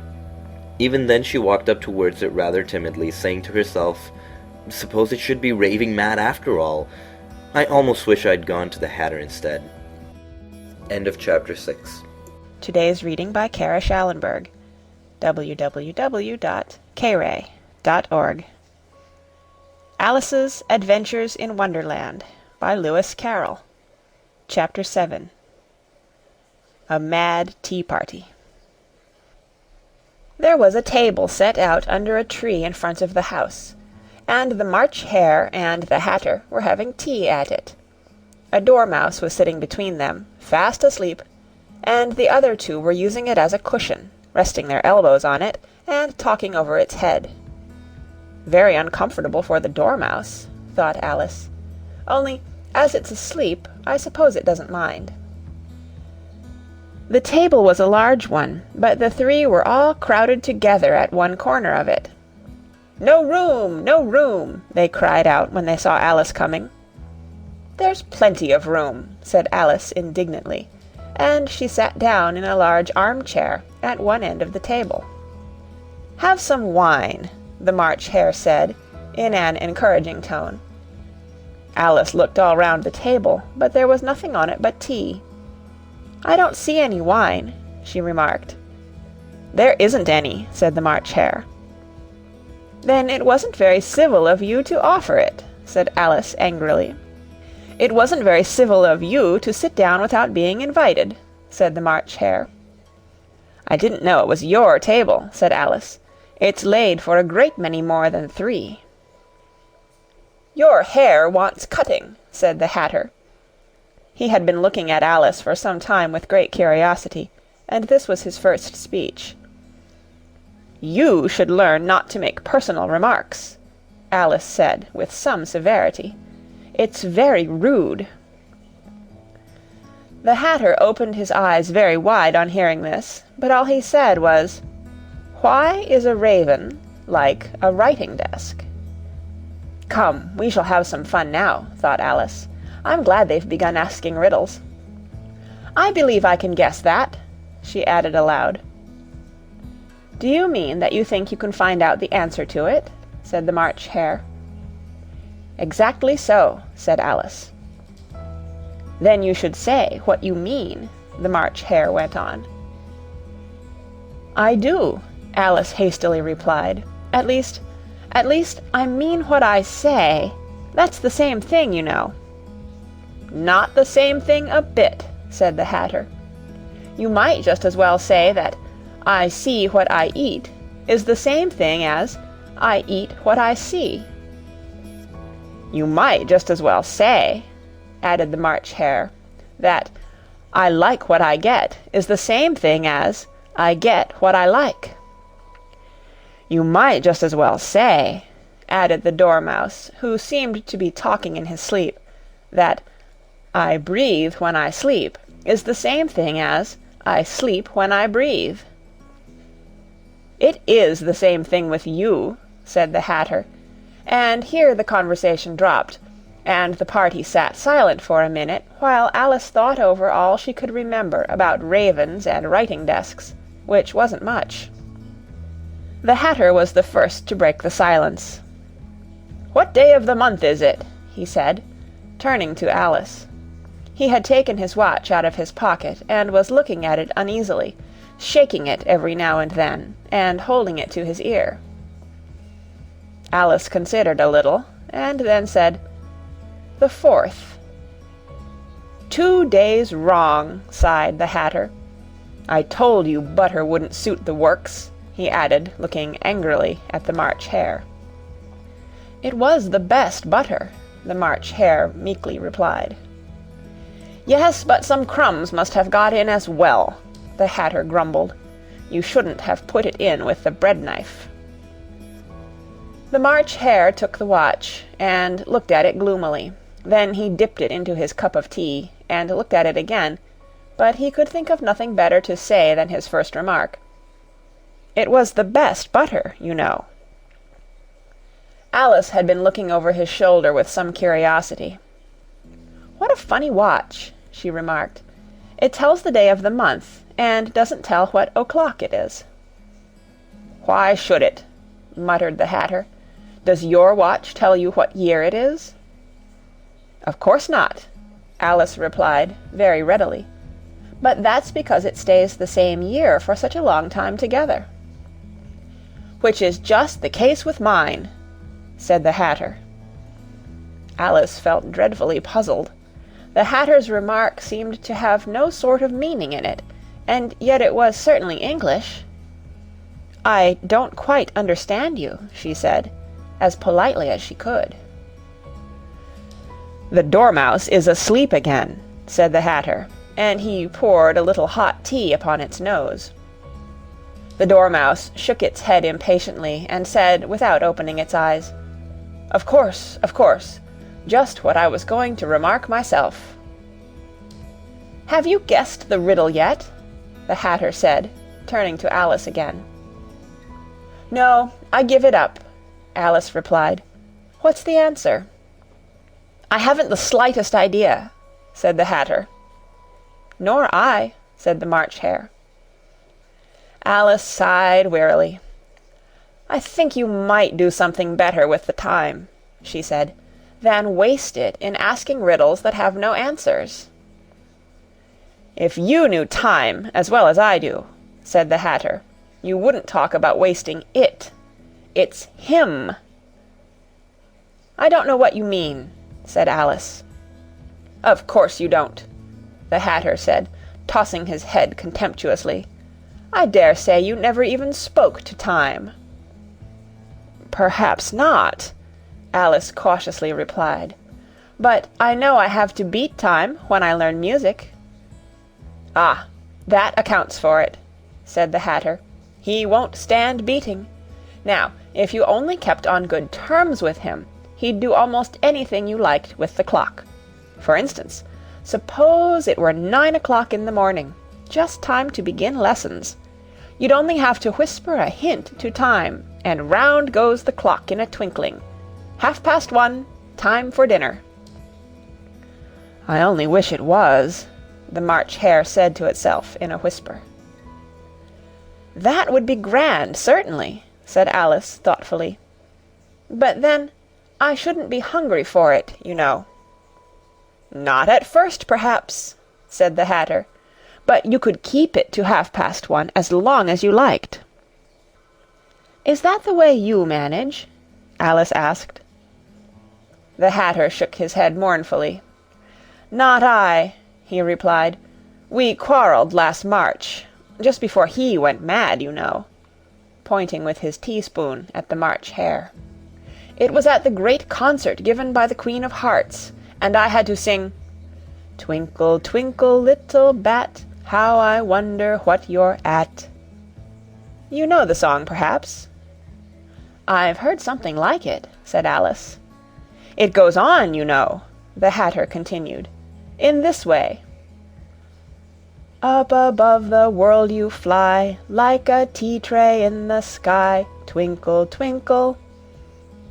Here the Dormouse shook itself and began singing in its sleep, Twinkle, twinkle, twinkle, twinkle, and went on so long that they had to pinch it to make it stop. Well, I'd hardly finished the first verse, said the Hatter, when the Queen jumped up and bawled out, He's murdering the time! Off with his head! How dreadfully savage! Exclaimed Alice. And ever since that, the Hatter went on in a mournful tone, he won't do a thing I ask. It's always 6 o'clock now. A bright idea came into Alice's head. "Is that the reason so many tea things are put out here?" she asked. "Yes, that's it," said the Hatter with a sigh. "It's always tea time, and we've no time to wash the things between whiles." "Then you keep moving round, I suppose?" said Alice. "Exactly so," said the Hatter, "as the things get used up." "But what happens when you come to the beginning again?" Alice ventured to ask. "Suppose we change the subject," the March Hare interrupted, yawning. "I'm getting tired of this. I vote the young lady tells us a story." "I'm afraid I don't know one," said Alice, rather alarmed at the proposal. "Then the Dormouse shall," they both cried. "Wake up, Dormouse!" and they pinched it on both sides at once. The Dormouse slowly opened his eyes. "I wasn't asleep," he said in a hoarse, feeble voice. "I heard every word you fellows were saying." "Tell us a story," said the March Hare. "Yes, please do," pleaded Alice. "And be quick about it," added the Hatter, "or you'll be asleep again before it's done." "Once upon a time there were 3 little sisters," the Dormouse began in a great hurry. "And their names were Elsie, Lacie, and Tilly, and they lived at the bottom of a well." "What did they live on?" said Alice, who always took a great interest in questions of eating and drinking. "They lived on treacle," said the Dormouse, after thinking a minute or two. "They couldn't have done that, you know," Alice gently remarked. "They'd have been ill." "So they were," said the Dormouse. "Very ill." Alice tried to fancy to herself what such an extraordinary way of living would be like, but it puzzled her too much, so she went on. "But why did they live at the bottom of a well?" "Take some more tea," the March Hare said to Alice very earnestly. "I've had nothing yet," Alice replied in an offended tone, "so I can't take more." "You mean you can't take less," said the Hatter. "It's very easy to take more than nothing." "Nobody asked your opinion," said Alice. "Who's making personal remarks now?" the Hatter asked triumphantly. Alice did not quite know what to say to this, so she helped herself to some tea and bread and butter, and then turned to the Dormouse and repeated her question. Why did they live at the bottom of a well? The Dormouse again took a minute or two to think about it, and then said, "It was a treacle well." "There's no such thing," Alice was beginning very angrily, but the Hatter and the March Hare went, "Shh, shh," and the Dormouse sulkily remarked, "If you can't be civil, you'd better finish the story for yourself." "No, please go on," Alice said very humbly. "I won't interrupt again. I dare say there may be one." "One indeed," said the Dormouse indignantly. However, he consented to go on. "And so these 3 little sisters, they were learning to draw, you know." "What did they draw?" said Alice, quite forgetting her promise. "Treacle," said the Dormouse, without considering at all this time. "I want a clean cup," interrupted the Hatter. "Let's all move one place on." He moved on as he spoke, and the Dormouse followed him. The March Hare moved into the Dormouse's place, and Alice rather unwillingly took the place of the March Hare. The Hatter was the only one who got any advantage from the change, and Alice was a good deal worse off than before, as the March Hare had just upset the milk jug into his plate. Alice did not wish to offend the Dormouse again, so she began very cautiously. "But I don't understand. Where did they draw the treacle from?" "You can draw water out of a water well," said the Hatter. "So I should think you could draw treacle out of a treacle well, eh, stupid?" "But they were in the well," Alice said to the Dormouse, not choosing to notice this last remark. "Of course they were," said the Dormouse. "Well in." This answer so confused poor Alice that she let the Dormouse go on for some time without interrupting it. "They were learning to draw," the Dormouse went on, yawning and rubbing its eyes, for it was getting very sleepy. "And they drew all manner of things, everything that begins with an M." "Why with an M?" said Alice. "Why not?" said the March Hare. Alice was silent. The Dormouse had closed its eyes by this time, and was going off into a doze, but on being pinched by the Hatter, it woke up again with a little shriek, and went on. "That begins with an M, such as mousetraps, and the moon, and memory, and muchness. You know you say things are much of a muchness. Did you ever see such a thing as a drawing of a muchness?" "Really, now you ask me," said Alice, very much confused, "I don't think—" "Then you shouldn't talk," said the Hatter. This piece of rudeness was more than Alice could bear. She got up in great disgust and walked off. The Dormouse fell asleep instantly, and neither of the others took the least notice of her going, though she looked back once or twice, half hoping that they would call after her. The last time she saw them, they were trying to put the Dormouse into the teapot. "At any rate, I'll never go there again," said Alice, as she picked her way through the wood. "It's the stupidest tea-party I ever was at in all my life." Just as she said this, she noticed that one of the trees had a door leading right into it. "That's very curious," she thought, "but everything's curious today. I think I may as well go in at once." And in she went. Once more she found herself in the long hall, and close to the little glass table. "Now I'll manage better this time," she said to herself, and began by taking the little golden key and unlocking the door that led into the garden. Then she went to work nibbling at the mushroom, she had kept a piece of it in her pocket, till she was about a foot high. Then she walked down the little passage, and then she found herself at last in the beautiful garden, among the bright flower beds and the cool fountains. End of Chapter 7. Recorded on November 11th, 2005, in Oceanside, California. Alice's Adventures in Wonderland by Lewis Carroll. Chapter 8. The Queen's Croquet Ground. A large rose tree stood near the entrance of the garden. The roses growing on it were white, but there were 3 gardeners at it, busily painting them red. Alice thought this a very curious thing, and she went nearer to watch them, and just as she came up to them she heard one of them say, "Look out now, Five! Don't go splashing paint all over me like that!" "I couldn't help it," said Five in a sulky tone. "Seven jogged my elbow." On which Seven looked up and said, "That's right, Five, always lay the blame on others." "You'd better not talk," said Five. "I heard the Queen say only yesterday you deserve to be beheaded." "What for?" said the one who had spoken first.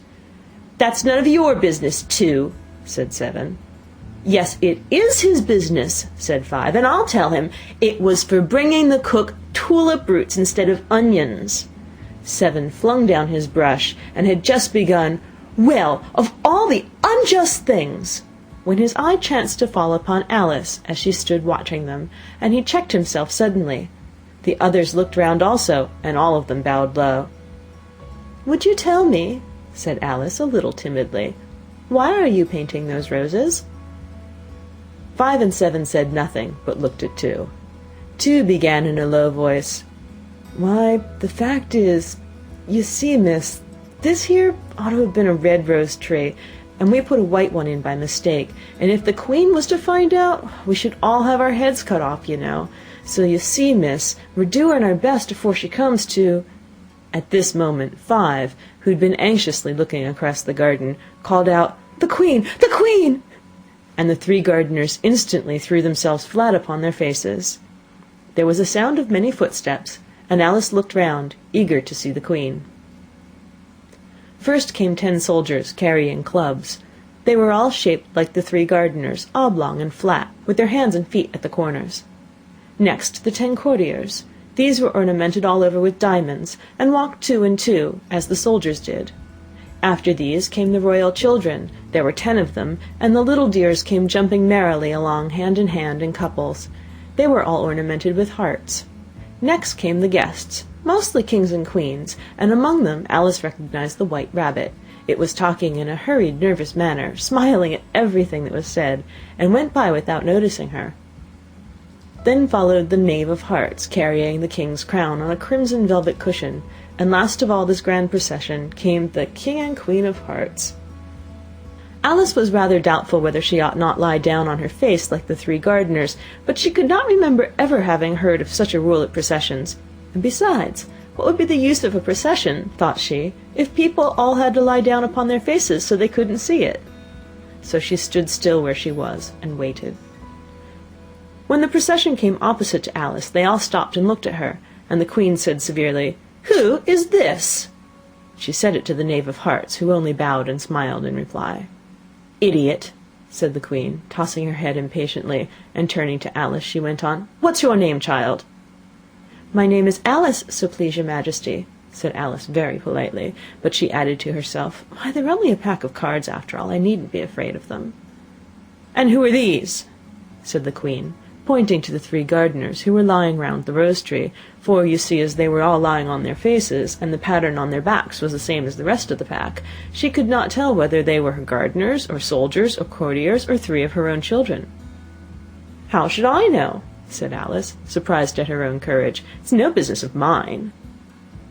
The Queen turned crimson with fury, and after glaring at her for a moment like a wild beast, screamed, "Off with her head! Off!" "Nonsense!" said Alice, very loudly and decidedly, and the Queen was silent. The King laid his hand upon her arm, and timidly said, "Consider, my dear, she is only a child." The Queen turned angrily away from him, and said to the Knave, "Turn them over!" The Knave did so very carefully, with 1 foot. "Get up!" said the Queen, in a shrill, loud voice, and the 3 gardeners instantly jumped up and began bowing to the King, the Queen, the royal children, and everybody else. "Leave off that!" screamed the Queen. "You make me giddy." And then, turning to the rose tree, she went on, "What have you been doing here?" "May it please your Majesty," said 2 in a very humble tone, going down on one knee as he spoke. "We were trying—" "I see," said the Queen, who had meanwhile been examining the roses. "Off with their heads!" And the procession moved on, 3 of the soldiers remaining behind to execute the unfortunate gardeners, who ran to Alice for protection. "You shan't be beheaded," said Alice, and she put them into a large flower pot that stood near. The 3 soldiers wandered about for a minute or 2 looking for them, and then quietly marched off after the others. "Are their heads off?" shouted the Queen. "Their heads are gone, if it please your Majesty," the soldiers shouted in reply. "That's right," shouted the Queen. "Can you play croquet?" The soldiers were silent, and looked at Alice, as the question was evidently meant for her.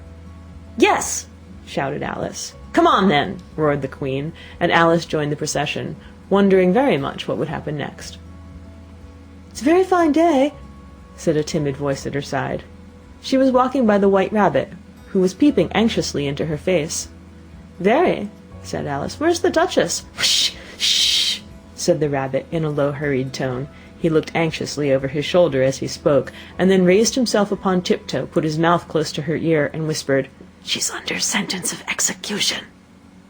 "What for?" said Alice. "Did you say, 'what a pity'?" the Rabbit asked. "No, I didn't," said Alice. "I don't think it's at all a pity. I said, 'what for?'" "She boxed the Queen's ears," the Rabbit began.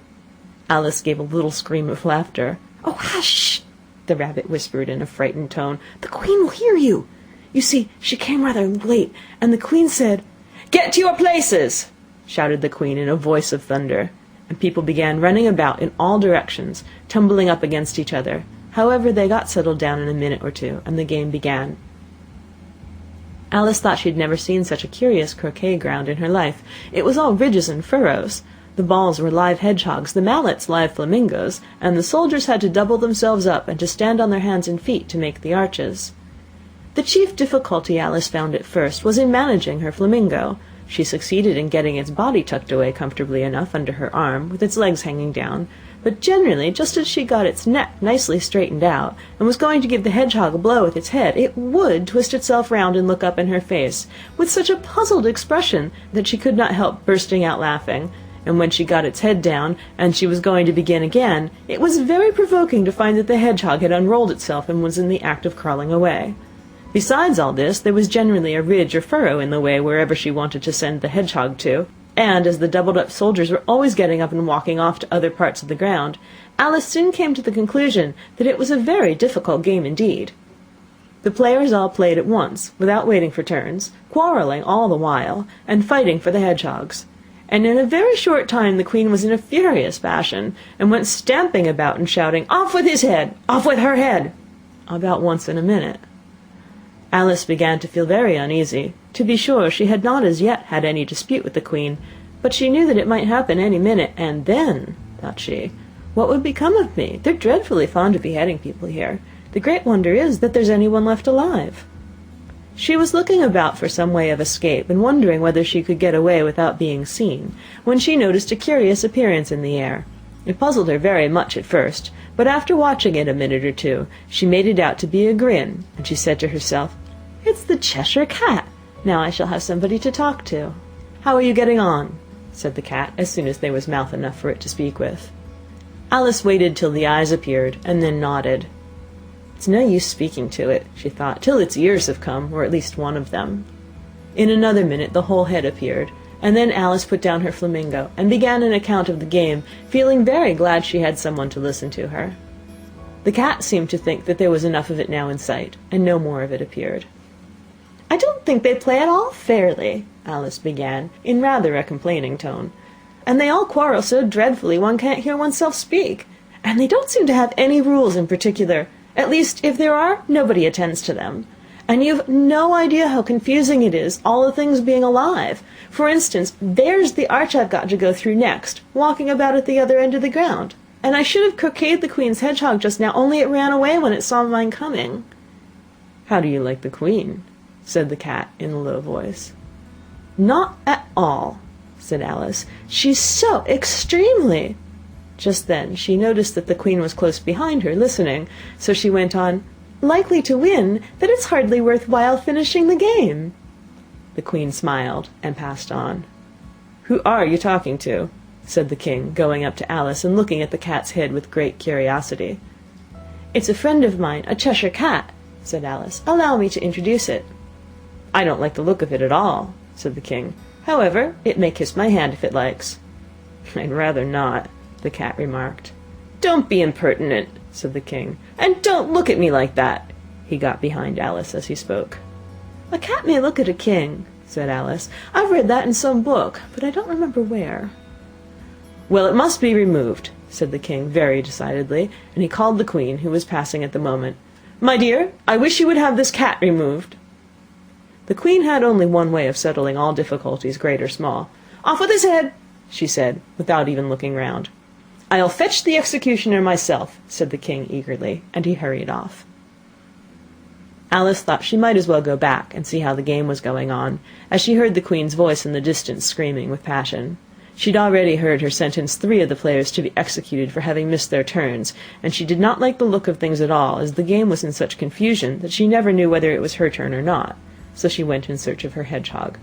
The hedgehog was engaged in a fight with another hedgehog, which seemed to Alice an excellent opportunity for croqueting one of them with the other. The only difficulty was that her flamingo was gone across to the other side of the garden, where Alice could see it trying in a helpless sort of way to fly up into a tree. By the time she had caught the flamingo and brought it back, the fight was over, and both the hedgehogs were out of sight. "But it doesn't matter much," thought Alice, "as all the arches are gone from this side of the ground." So she tucked it away under her arm, that it might not escape again, and went back for a little more conversation with her friend. When she got back to the Cheshire Cat, she was surprised to find quite a large crowd collected around it.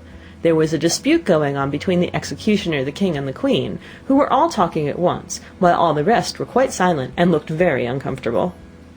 The moment Alice appeared, she was appealed to by all three to settle the question, and they repeated their arguments to her, though, as they all spoke at once, she found it very hard indeed to make out exactly what they said.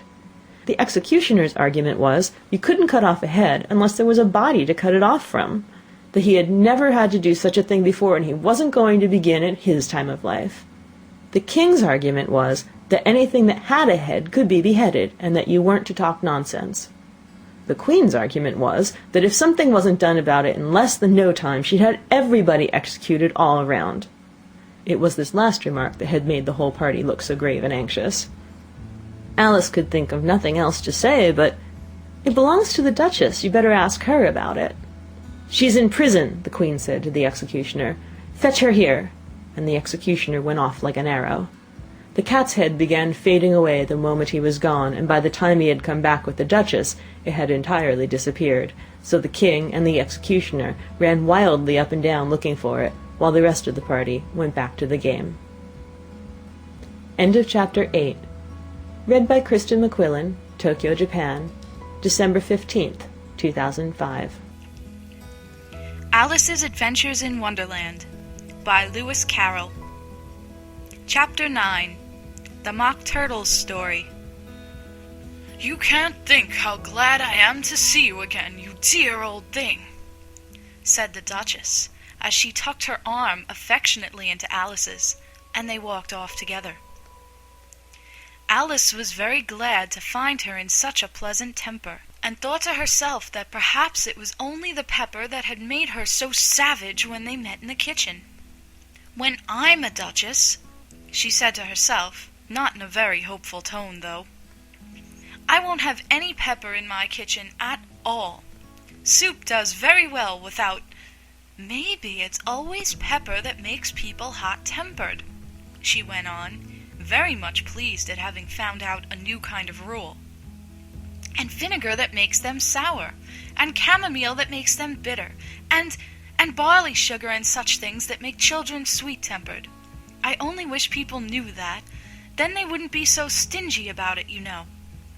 She had quite forgotten the Duchess by this time, and was a little startled when she heard her voice close to her ear. "You're thinking about something, my dear, and that makes you forget to talk. I can't tell you just now what the moral of that is, but I shall remember it in a bit." "Perhaps it hasn't one," Alice ventured to remark. "Tut-tut, child," said the Duchess. "Everything's got a moral, if only you can find it." And she squeezed herself up closer to Alice's side as she spoke. Alice did not much like keeping so close to her.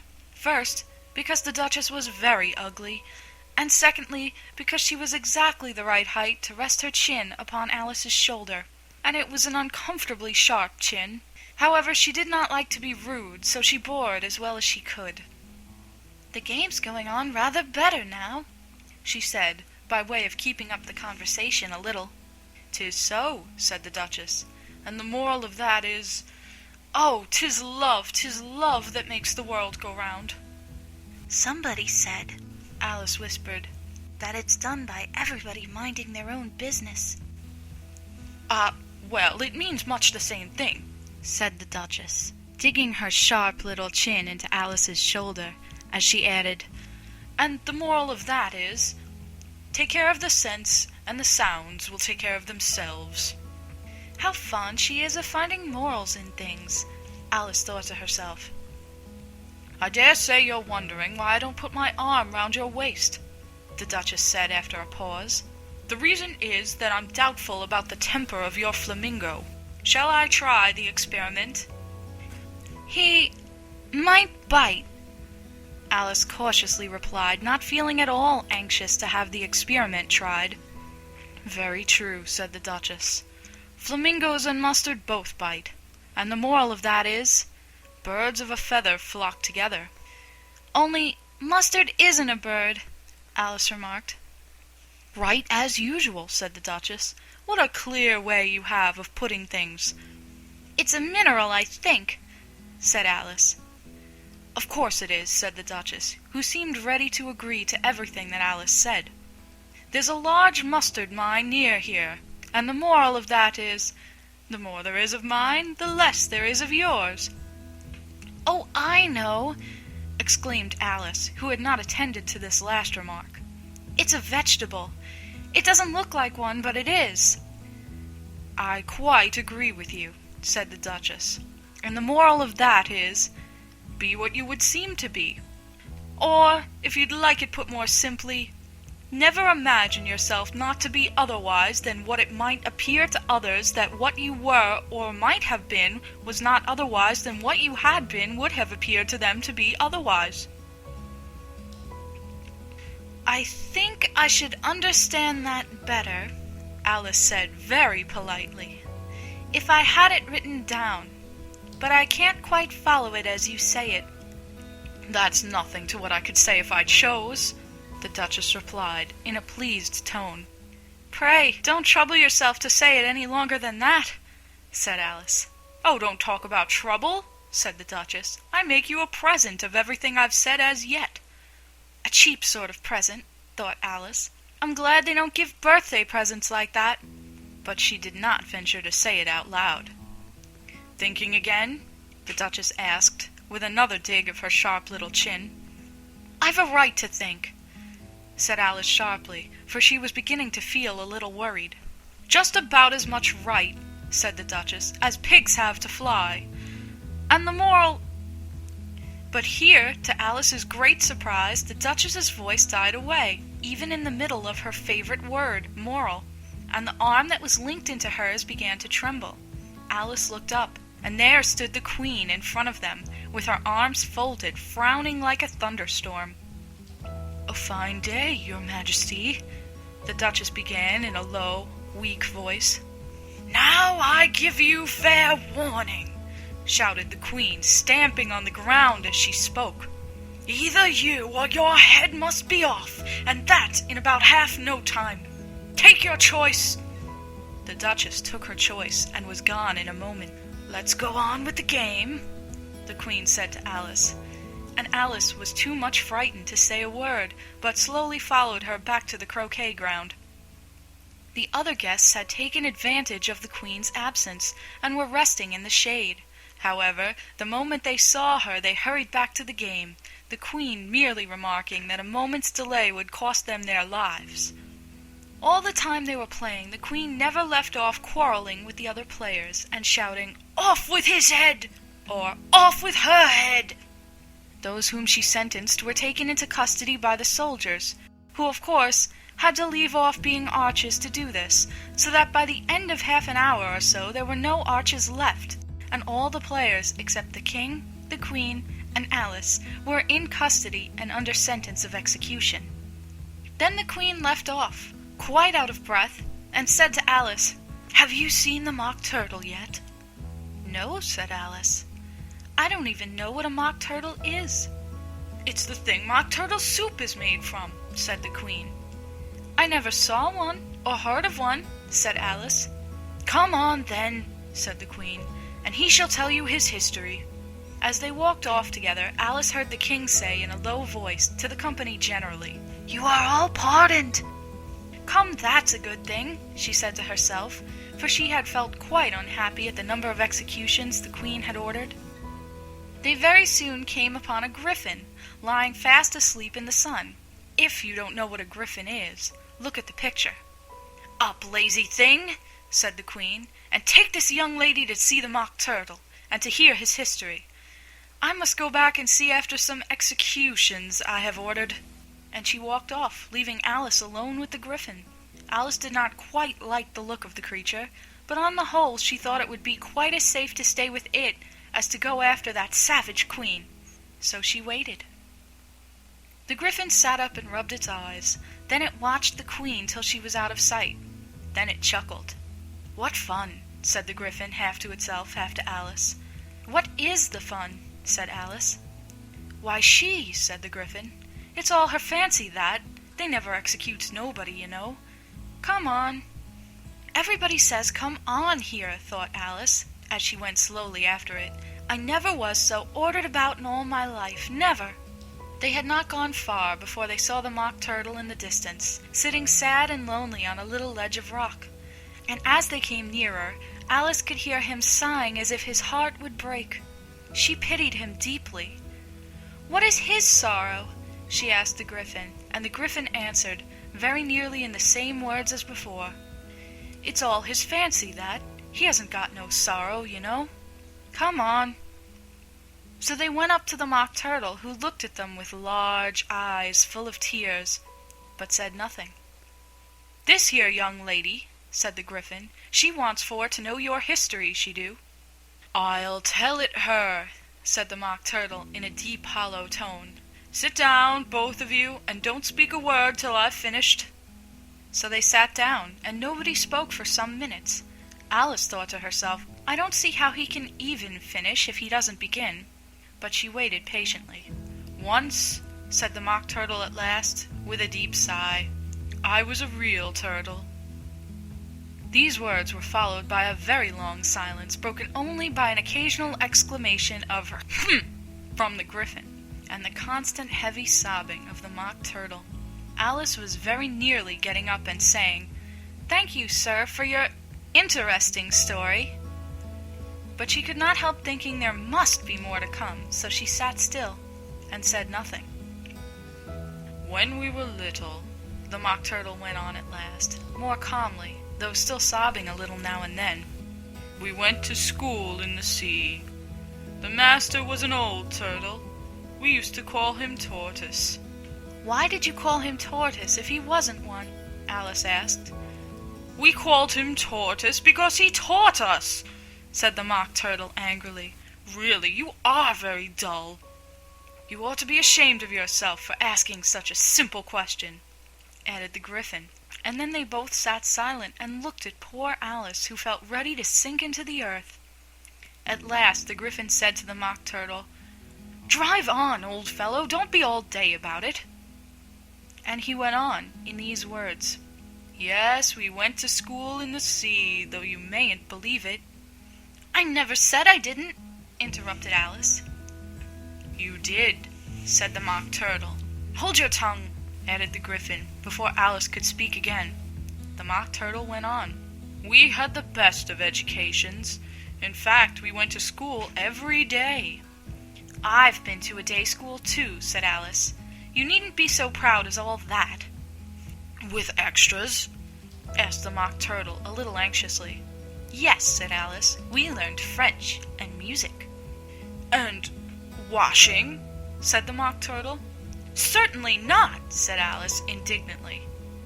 "Ah, then yours wasn't a really good school," said the Mock Turtle in a tone of great relief. "Now at ours, they had at the end of the bill, French, music, and washing. Extra." "You couldn't have wanted it much," said Alice, "living at the bottom of the sea." "I couldn't afford to learn it," said the Mock Turtle with a sigh. "I only took the regular course." "What was that?" inquired Alice. "Reeling and writhing, of course, to begin with," the Mock Turtle replied. "And then the different branches of arithmetic: ambition, distraction, uglification, and derision." "I never heard of uglification," Alice ventured to say. "What is it?" The Gryphon lifted up both its paws in surprise. "What? Never heard of uglifying?" it exclaimed. "You know what to beautify is, I suppose." "Yes," said Alice doubtfully. "It means to make anything prettier." "Well then," the Gryphon went on, "if you don't know what to uglify is, you are a simpleton." Alice did not feel encouraged to ask any more questions about it, so she turned to the Mock Turtle and said, "What else had you to learn?" "Well, there was mystery," the Mock Turtle replied, counting off the subjects on his flappers. "Mystery, ancient and modern, with seaography. Then drawling. The drawling master was an old conger eel that used to come once a week. He taught us drawling, stretching, and fainting in coils." "What was that like?" said Alice. "Well, I can't show it you myself," the Mock Turtle said. "I'm too stiff, and the Gryphon never learnt it." "Hadn't time," said the Gryphon. "I went to the classics master, though. He was an old crab, he was."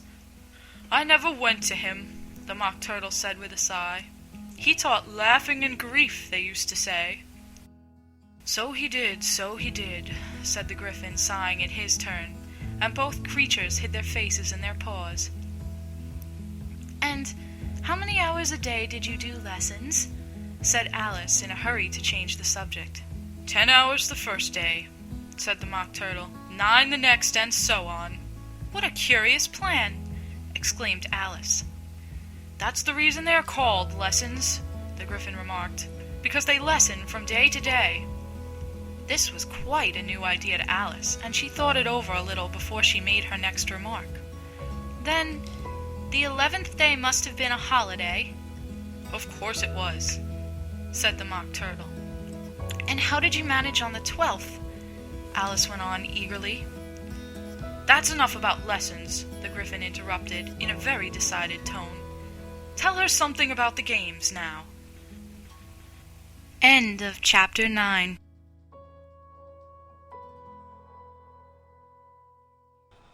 Recording by Roger W. Barnett. Alice in Wonderland by Lewis Carroll. Chapter 10. The Lobster Quadrille. The Mock Turtle sighed deeply and drew the back of one flapper across his eyes. He looked at Alice and tried to speak, but for a minute or two sobs choked his voice. "Same as if he had a bone in his throat," said the Gryphon, and it set to work shaking him and punching him in the back. At last the Mock Turtle recovered his voice, and, with tears running down his cheeks, he went on again. "You may not have lived much under the sea." "I haven't," said Alice. "And perhaps you were never even introduced to a lobster." Alice began to say, "I once tasted," but checked herself hastily and said, "No, never." "So you can have no idea what a delightful thing a lobster quadrille is." "No, indeed," said Alice. "What sort of a dance is it?" "Why," said the Gryphon, "you first form into a line along the seashore." "Two lines!" cried the Mock Turtle. "Seals, turtles, salmon, and so on. Then, when you've cleared all the jellyfish out of the way—" "That generally takes some time," interrupted the Gryphon. "You advance twice, each with a lobster as a partner," cried the Gryphon. "Of course," the Mock Turtle said. "Advance twice, set to partners. Change lobsters and retire in the same order," continued the Gryphon. "Then, you know," the Mock Turtle went on, "you throw the lobsters," shouted the Gryphon, with a bound into the air, "as far out to sea as you can." "Swim after them!" screamed the Gryphon. "Turn a somersault in the sea!" cried the Mock Turtle, capering wildly about. "Change lobsters again!" yelled the Gryphon at the top of his voice. "Back to land again! And that's all the first figure," said the Mock Turtle, suddenly dropping his voice, and the two creatures, who had been jumping about like mad things all this time, sat down again very sadly and quietly, and looked at Alice. "It must be a very pretty dance," said Alice timidly.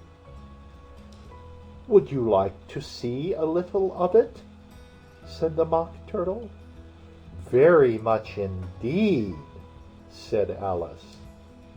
"Come, let's try the first figure," said the Mock Turtle to the Gryphon. "We can do without lobsters, you know. Which shall sing?" "Oh, you sing," said the Gryphon. "I've forgotten the words."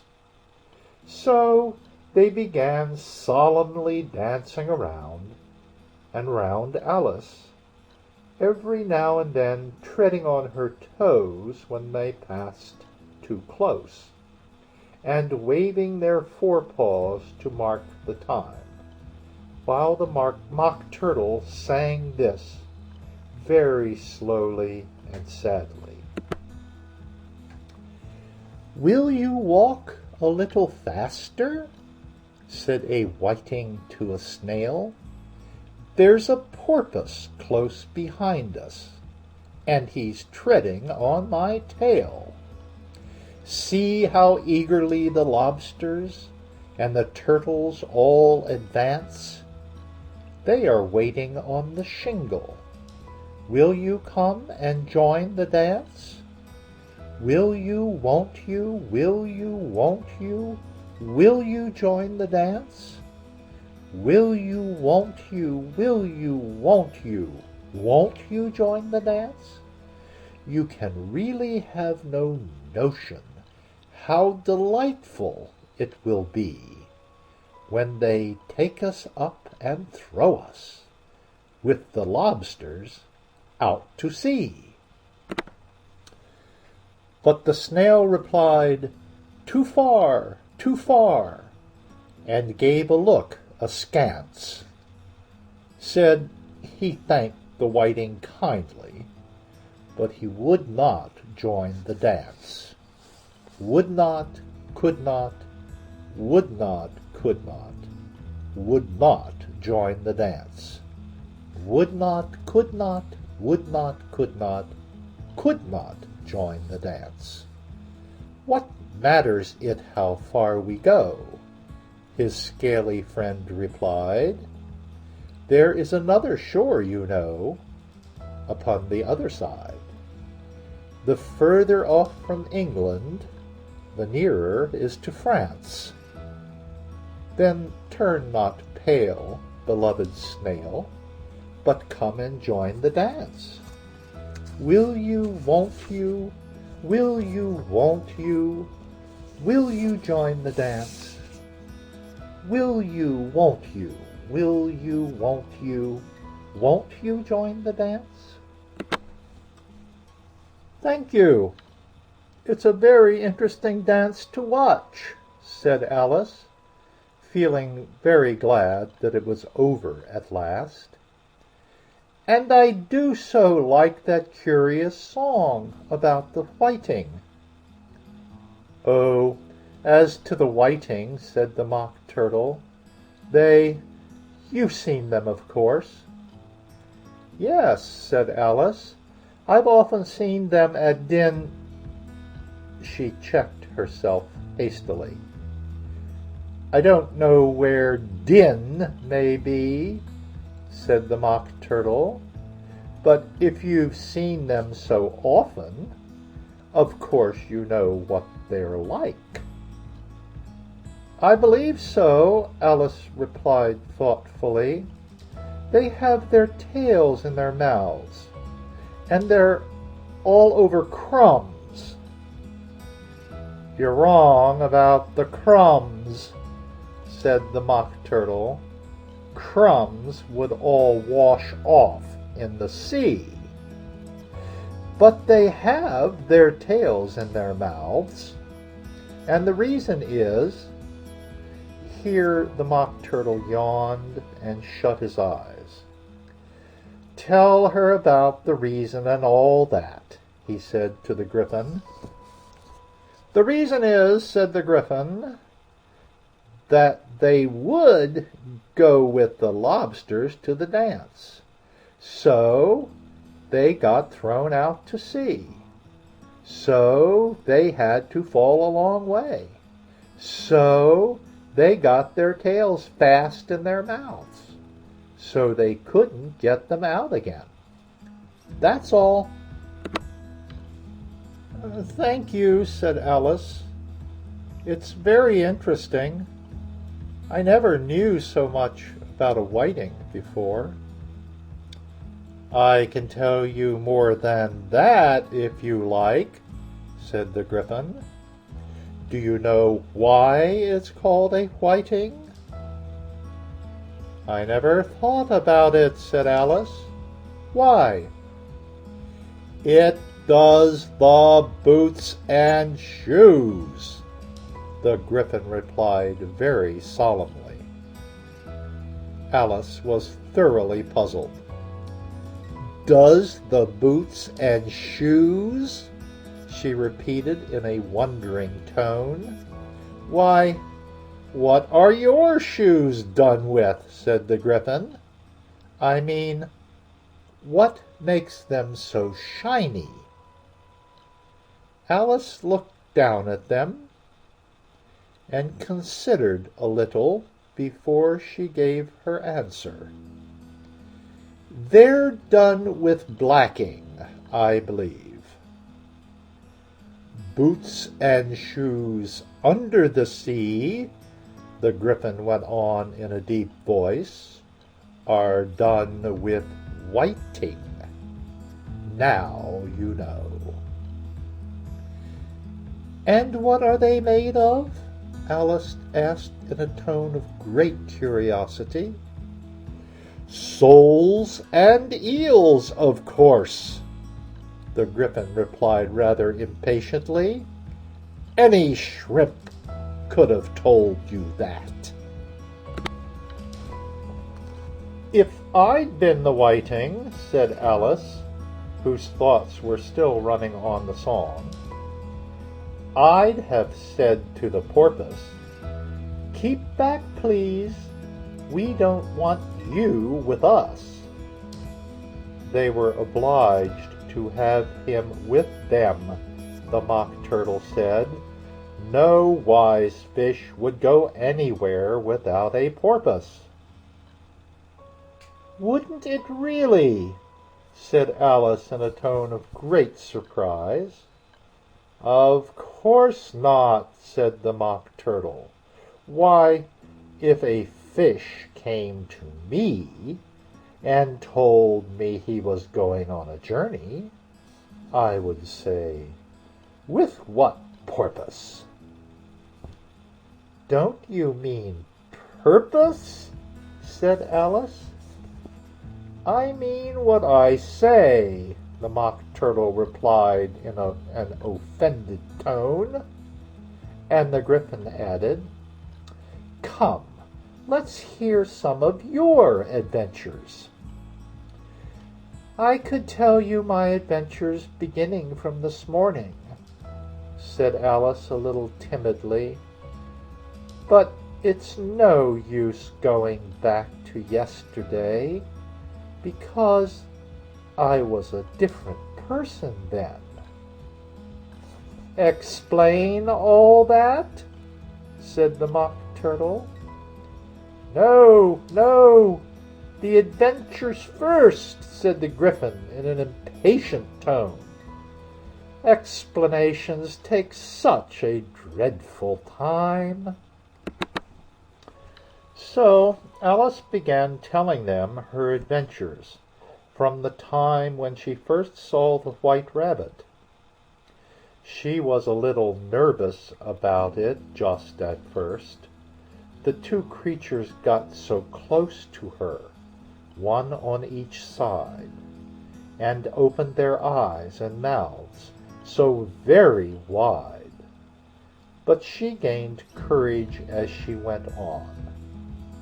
Her listeners were perfectly quiet till she got to the part about her repeating, "You are old, Father William," to the caterpillar, and the words all coming different.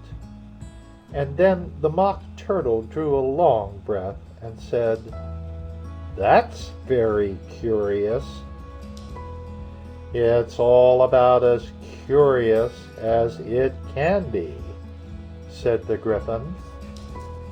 "It all came different," the Mock Turtle repeated thoughtfully. "I should like to hear her try and repeat something now. Tell her to begin." He looked at the Gryphon as if he thought it had some kind of authority over Alice. "Stand up and repeat. 'Tis the voice of the sluggard," said the Gryphon. How the creatures order one about, and make one repeat lessons, thought Alice. I might as well be at school at once. However, she got up and began to repeat it. But her head was so full of the lobster quadrille that she hardly knew what she was saying, and the words came very queer indeed. "'Tis the voice of the lobster," I heard him declare. "You have baked me too brown. I must sugar my hair. As a duck with its eyelids, so he with his nose trims his belt and his buttons, and turns out his toes. When the sands are all dry, he is gay as a lark, and will talk in contemptuous tones of the shark. But when the tide rises and sharks are around, his voice has a timid and tremulous sound." "That's different from what I used to say when I was a child," said the Gryphon. "Well, I never heard it before," said the Mock Turtle, "but it sounds uncommon nonsense." Alice said nothing. She had sat down with her face in her hands, wondering if anything would ever happen in a natural way again. "I should like to have it explained," said the Mock Turtle. "She can't explain it," said the Gryphon hastily. "Go on with the next verse." "But about his toes," the Mock Turtle persisted. "How could he turn them out with his nose, you know?" "It's the first position in dancing," Alice said, but was dreadfully puzzled by the whole thing, and longed to change the subject. "Go on with the next verse," the Gryphon repeated impatiently. "It begins, 'I passed by his garden.'" Alice did not dare to disobey, though she felt sure it would all come wrong, and she went on in a trembling voice. "I passed by his garden and marked with one eye how the owl and the panther were sharing a pie. The panther took pie crust and gravy and meat, while the owl had the dish as its share of the treat. When the pie was all finished, the owl, as a boon, was kindly permitted to pocket the spoon, while the panther received knife and fork with a growl, and concluded the banquet." "What is the use of repeating all that stuff," the Mock Turtle interrupted, "if you don't explain it as you go on? It's by far the most confusing thing I ever heard." "Yes, I think you'd better leave off," said the Gryphon, and Alice was only too glad to do so. "Shall we try another figure of the lobster quadrille?" the Gryphon went on. "Or would you like the Mock Turtle to sing you a song?" "Oh, a song, please, if the Mock Turtle would be so kind," Alice replied, so eagerly that the Gryphon said in a rather offended tone, "No accounting for tastes. Sing her turtle soup, will you, old fellow?" The Mock Turtle sighed deeply and began, in a voice sometimes choked with sobs, to sing this: "Beautiful soup, so rich and green, waiting in a hot tureen. Who for such dainties would not stoop? Soup of the evening, beautiful soup. Soup of the evening, beautiful soup. Beautiful soup. Beautiful soup.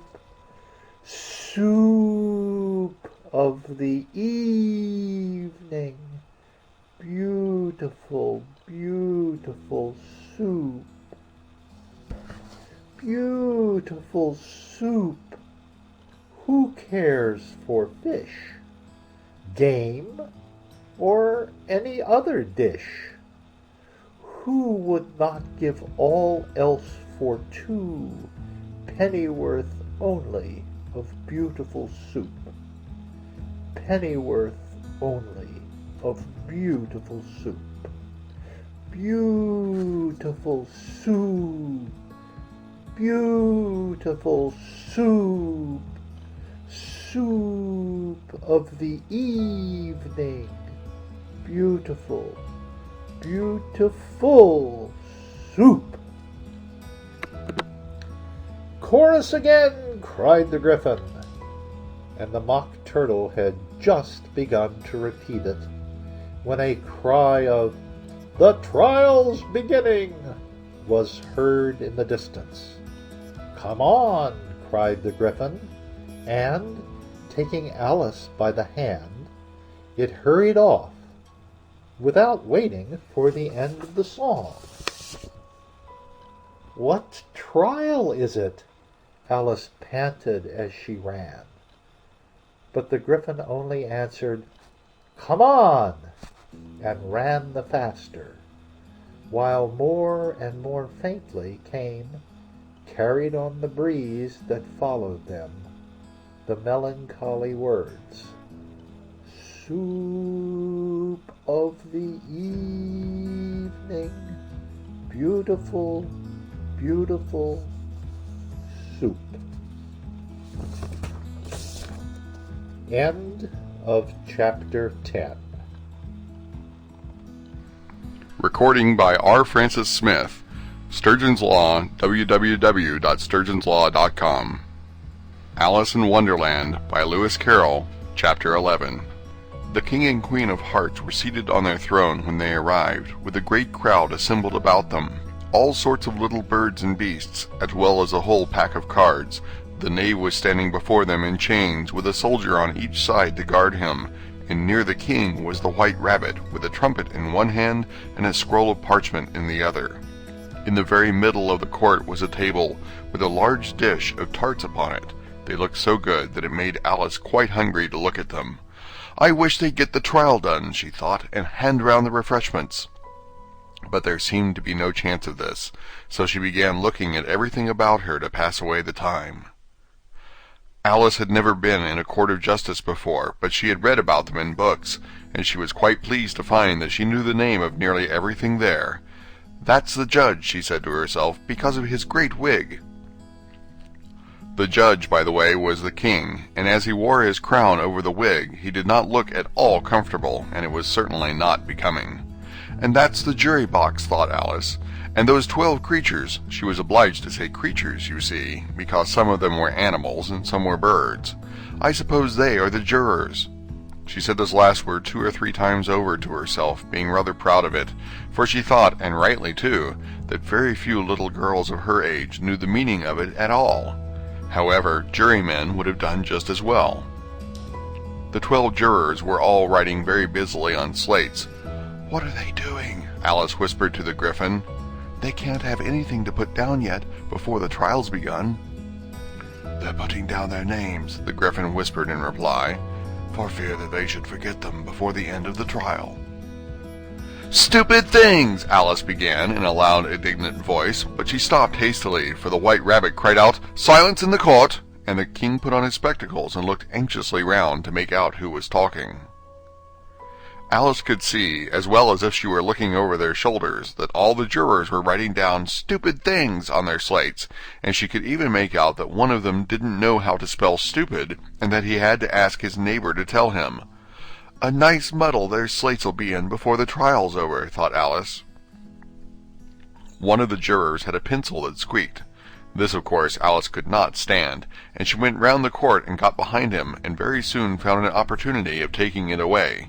She did it so quickly that the poor little juror, it was Bill the Lizard, could not make out at all what had become of it, so, after hunting all about for it, he was obliged to write with one finger for the rest of the day, and this was of very little use, as it left no mark on the slate. "Harold, read the accusation," said the king.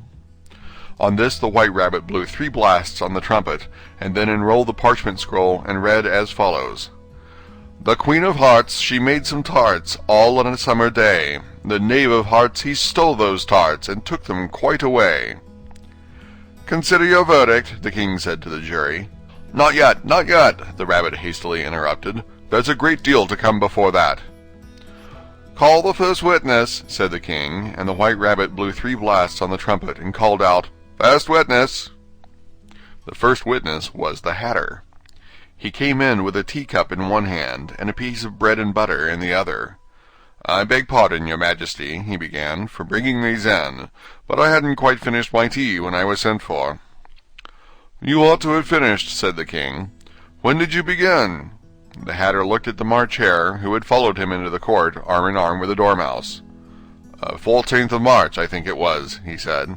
15th, said the March Hare. 16th, added the Dormouse. "Write that down," the king said to the jury, and the jury eagerly wrote down all 3 dates on their slates, and then added them up and reduced the answer to shillings and pence. "Take off your hat," the king said to the Hatter. "It isn't mine," said the Hatter. "Stolen!" the king exclaimed, turning to the jury, who instantly made a memorandum of the fact. "I keep them to sell," the Hatter added as an explanation. "I've none of my own. I'm a hatter." Here the queen put on her spectacles and began staring at the Hatter, who turned pale and fidgeted. "Give your evidence," said the king, "and don't be nervous, or I'll have you executed on the spot." This did not seem to encourage the witness at all. He kept shifting from one foot to the other, looking uneasily at the queen, and in his confusion he bit a large piece out of his teacup instead of the bread and butter. Just at this moment Alice felt a very curious sensation, which puzzled her a good deal until she made out what it was. She was beginning to grow larger again, and she thought at first she would get up and leave the court, but on second thoughts she decided to remain where she was as long as there was room for her. "I wish you wouldn't squeeze so," said the Dormouse, who was sitting next to her. "I can hardly breathe." "I can't help it," said Alice very meekly. "I'm growing." "You've no right to grow here," said the Dormouse. "Don't talk nonsense," said Alice more boldly. "You know you're growing too." "Yes, but I grow at a reasonable pace," said the Dormouse, "not in that ridiculous fashion."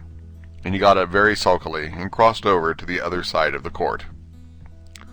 All this time the queen had never left off staring at the Hatter, and just as the Dormouse crossed the court, she said to one of the officers of the court, "Bring me the list of the singers in the last concert," on which the wretched Hatter trembled so that he shook both his shoes off.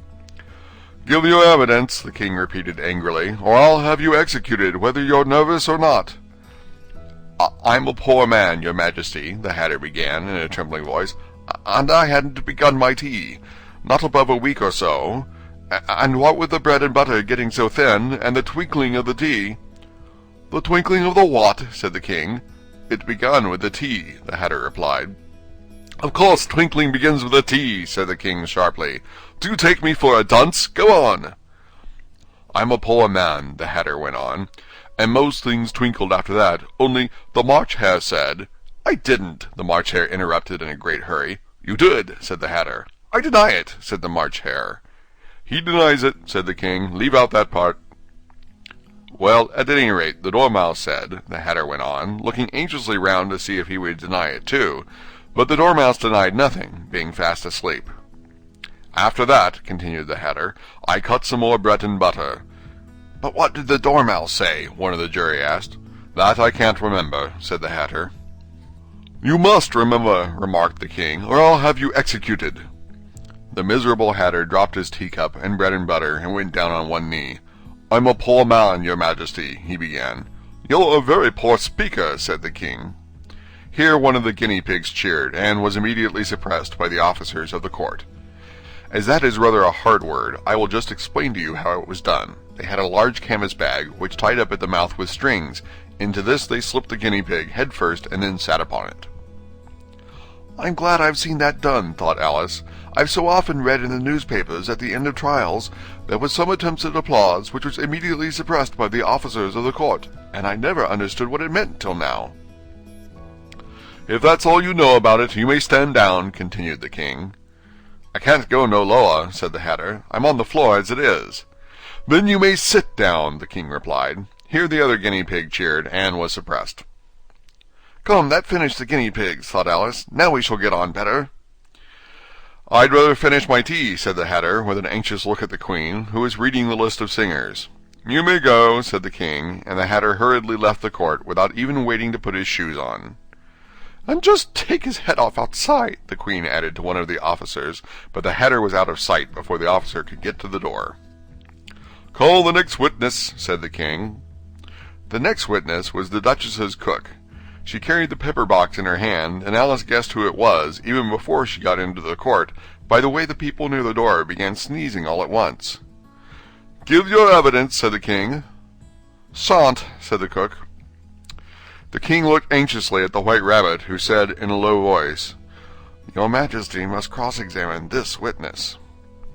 "Well, if I must, I must," the king said, with a melancholy air, and after folding his arms and frowning at the cook till his eyes were nearly out of sight, he said in a deep voice, "What are tarts made of?" "Pepper, mostly," said the cook. "Treacle," said a sleepy voice behind her. "Call that Dormouse!" the Queen shrieked out. "Behead that Dormouse! Turn that Dormouse out of court! Suppress him! Pinch him! Off with his whiskers!"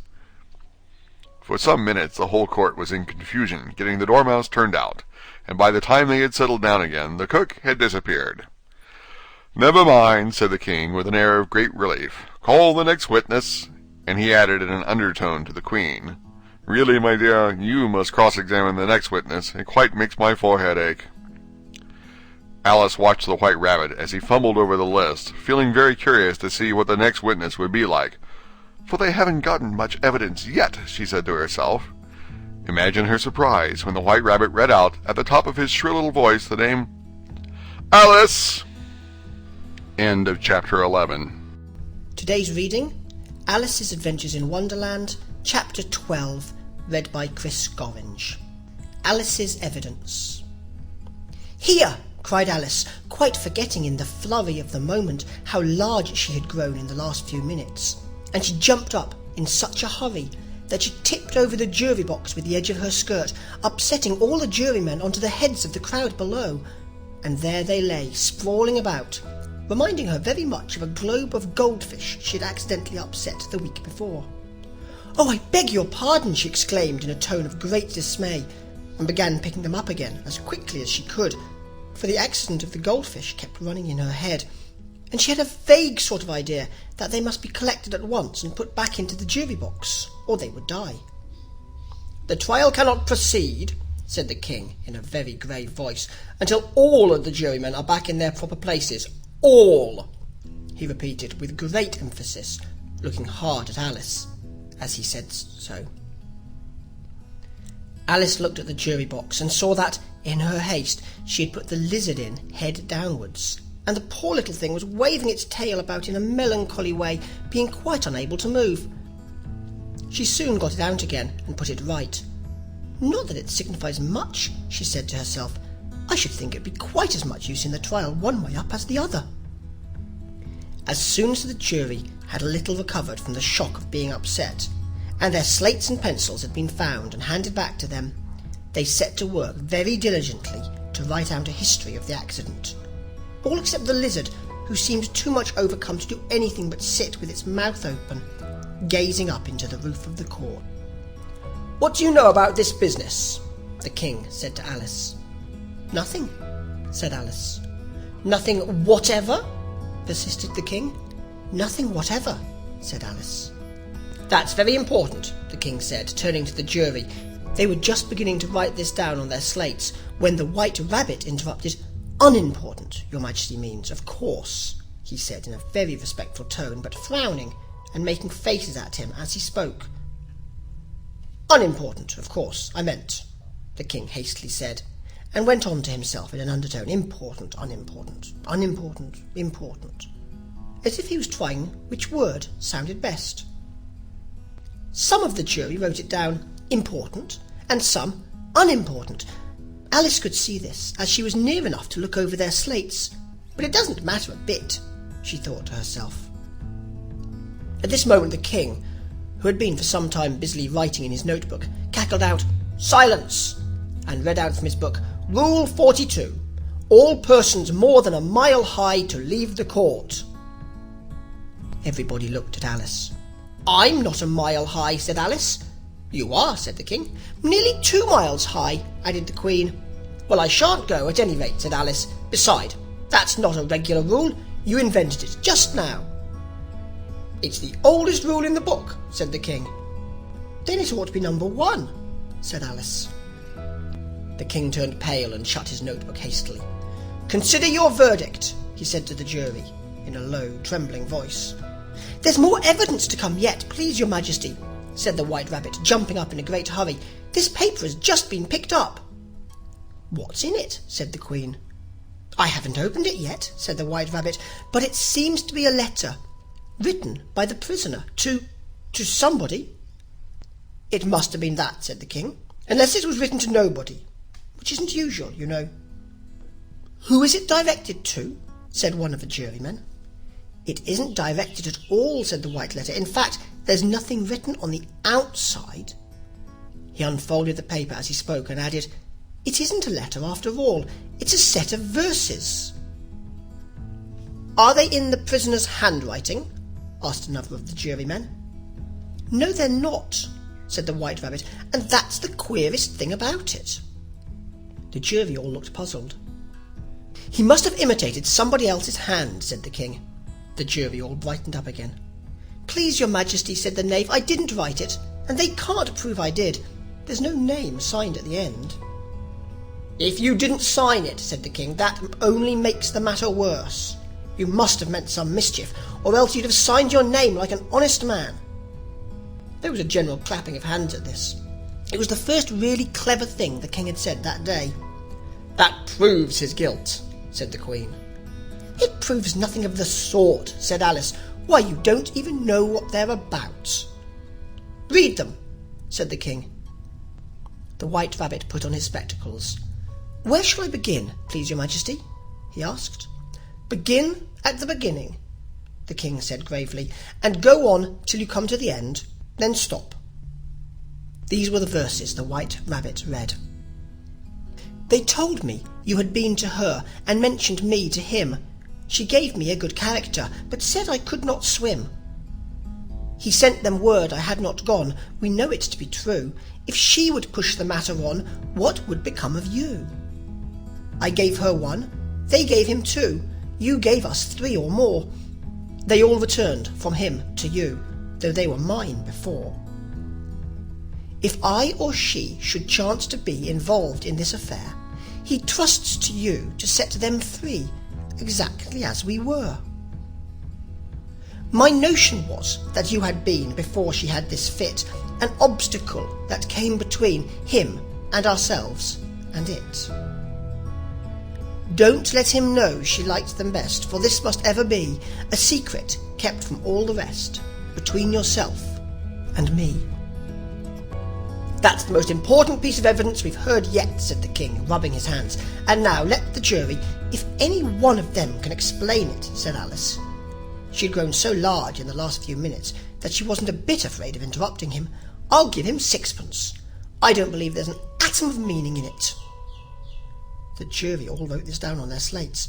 She doesn't believe there's an atom of meaning in it. But none of them attempted to explain the paper. If there's no meaning in it, said the king, that saves a world of trouble, you know, as we needn't try to find any. And yet I don't know, he went on, spreading out the verses on his knee and looking at them all with one eye. I seem to see some meaning in them, after all. Said I could not swim? You can't swim, can you? He added, turning to the knave. The knave shook his head sadly.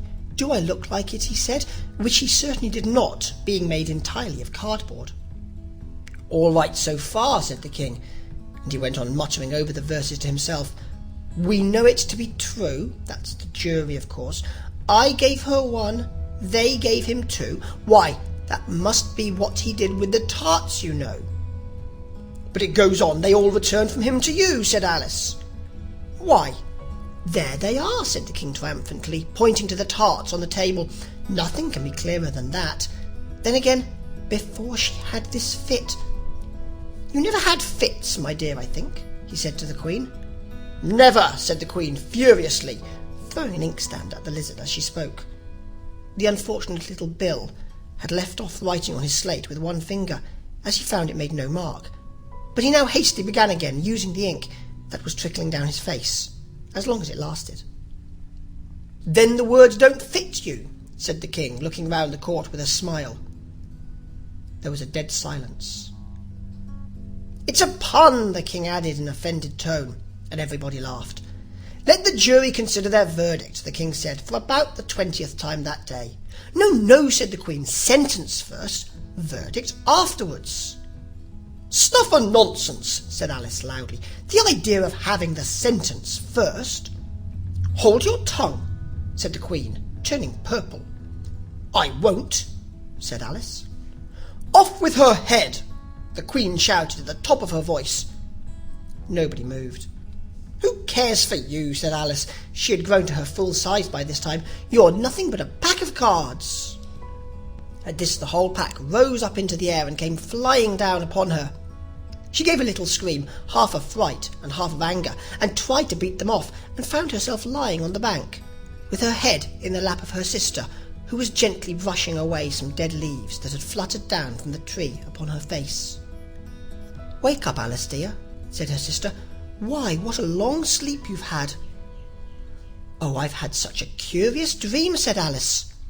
And she told her sister, as well as she could remember them, all these strange adventures of hers that you have just been reading about.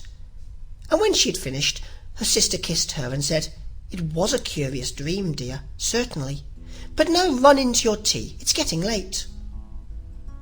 So Alice got up and ran off, thinking while she ran, as well she might, what a wonderful dream it had been.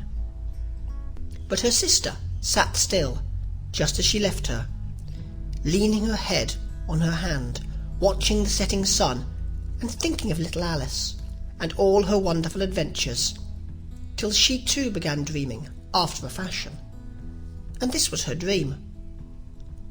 First she dreamed of little Alice herself, and once again the tiny hands were clasped upon her knee, and the bright, eager eyes were looking up into hers, and she could hear the very tones of her voice, and see that queer little toss of her head to keep back the wandering hair that would always get into her eyes.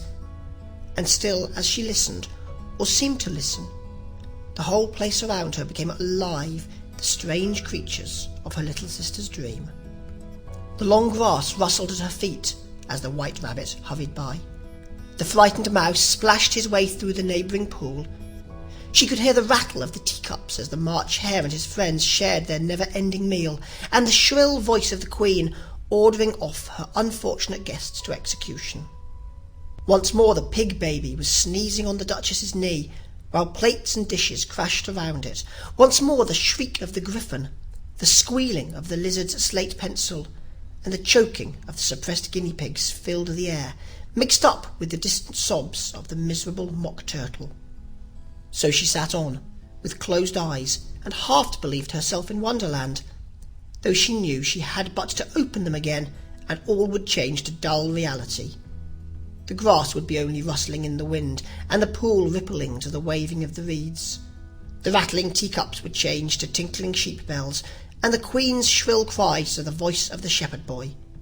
And the sneeze of the baby, the shriek of the griffin, and all the other queer noises would change, she knew, to the confused clamour of the busy farmyard, while the lowing of the cattle in the distance would take the place of the mock turtle's heavy sobs.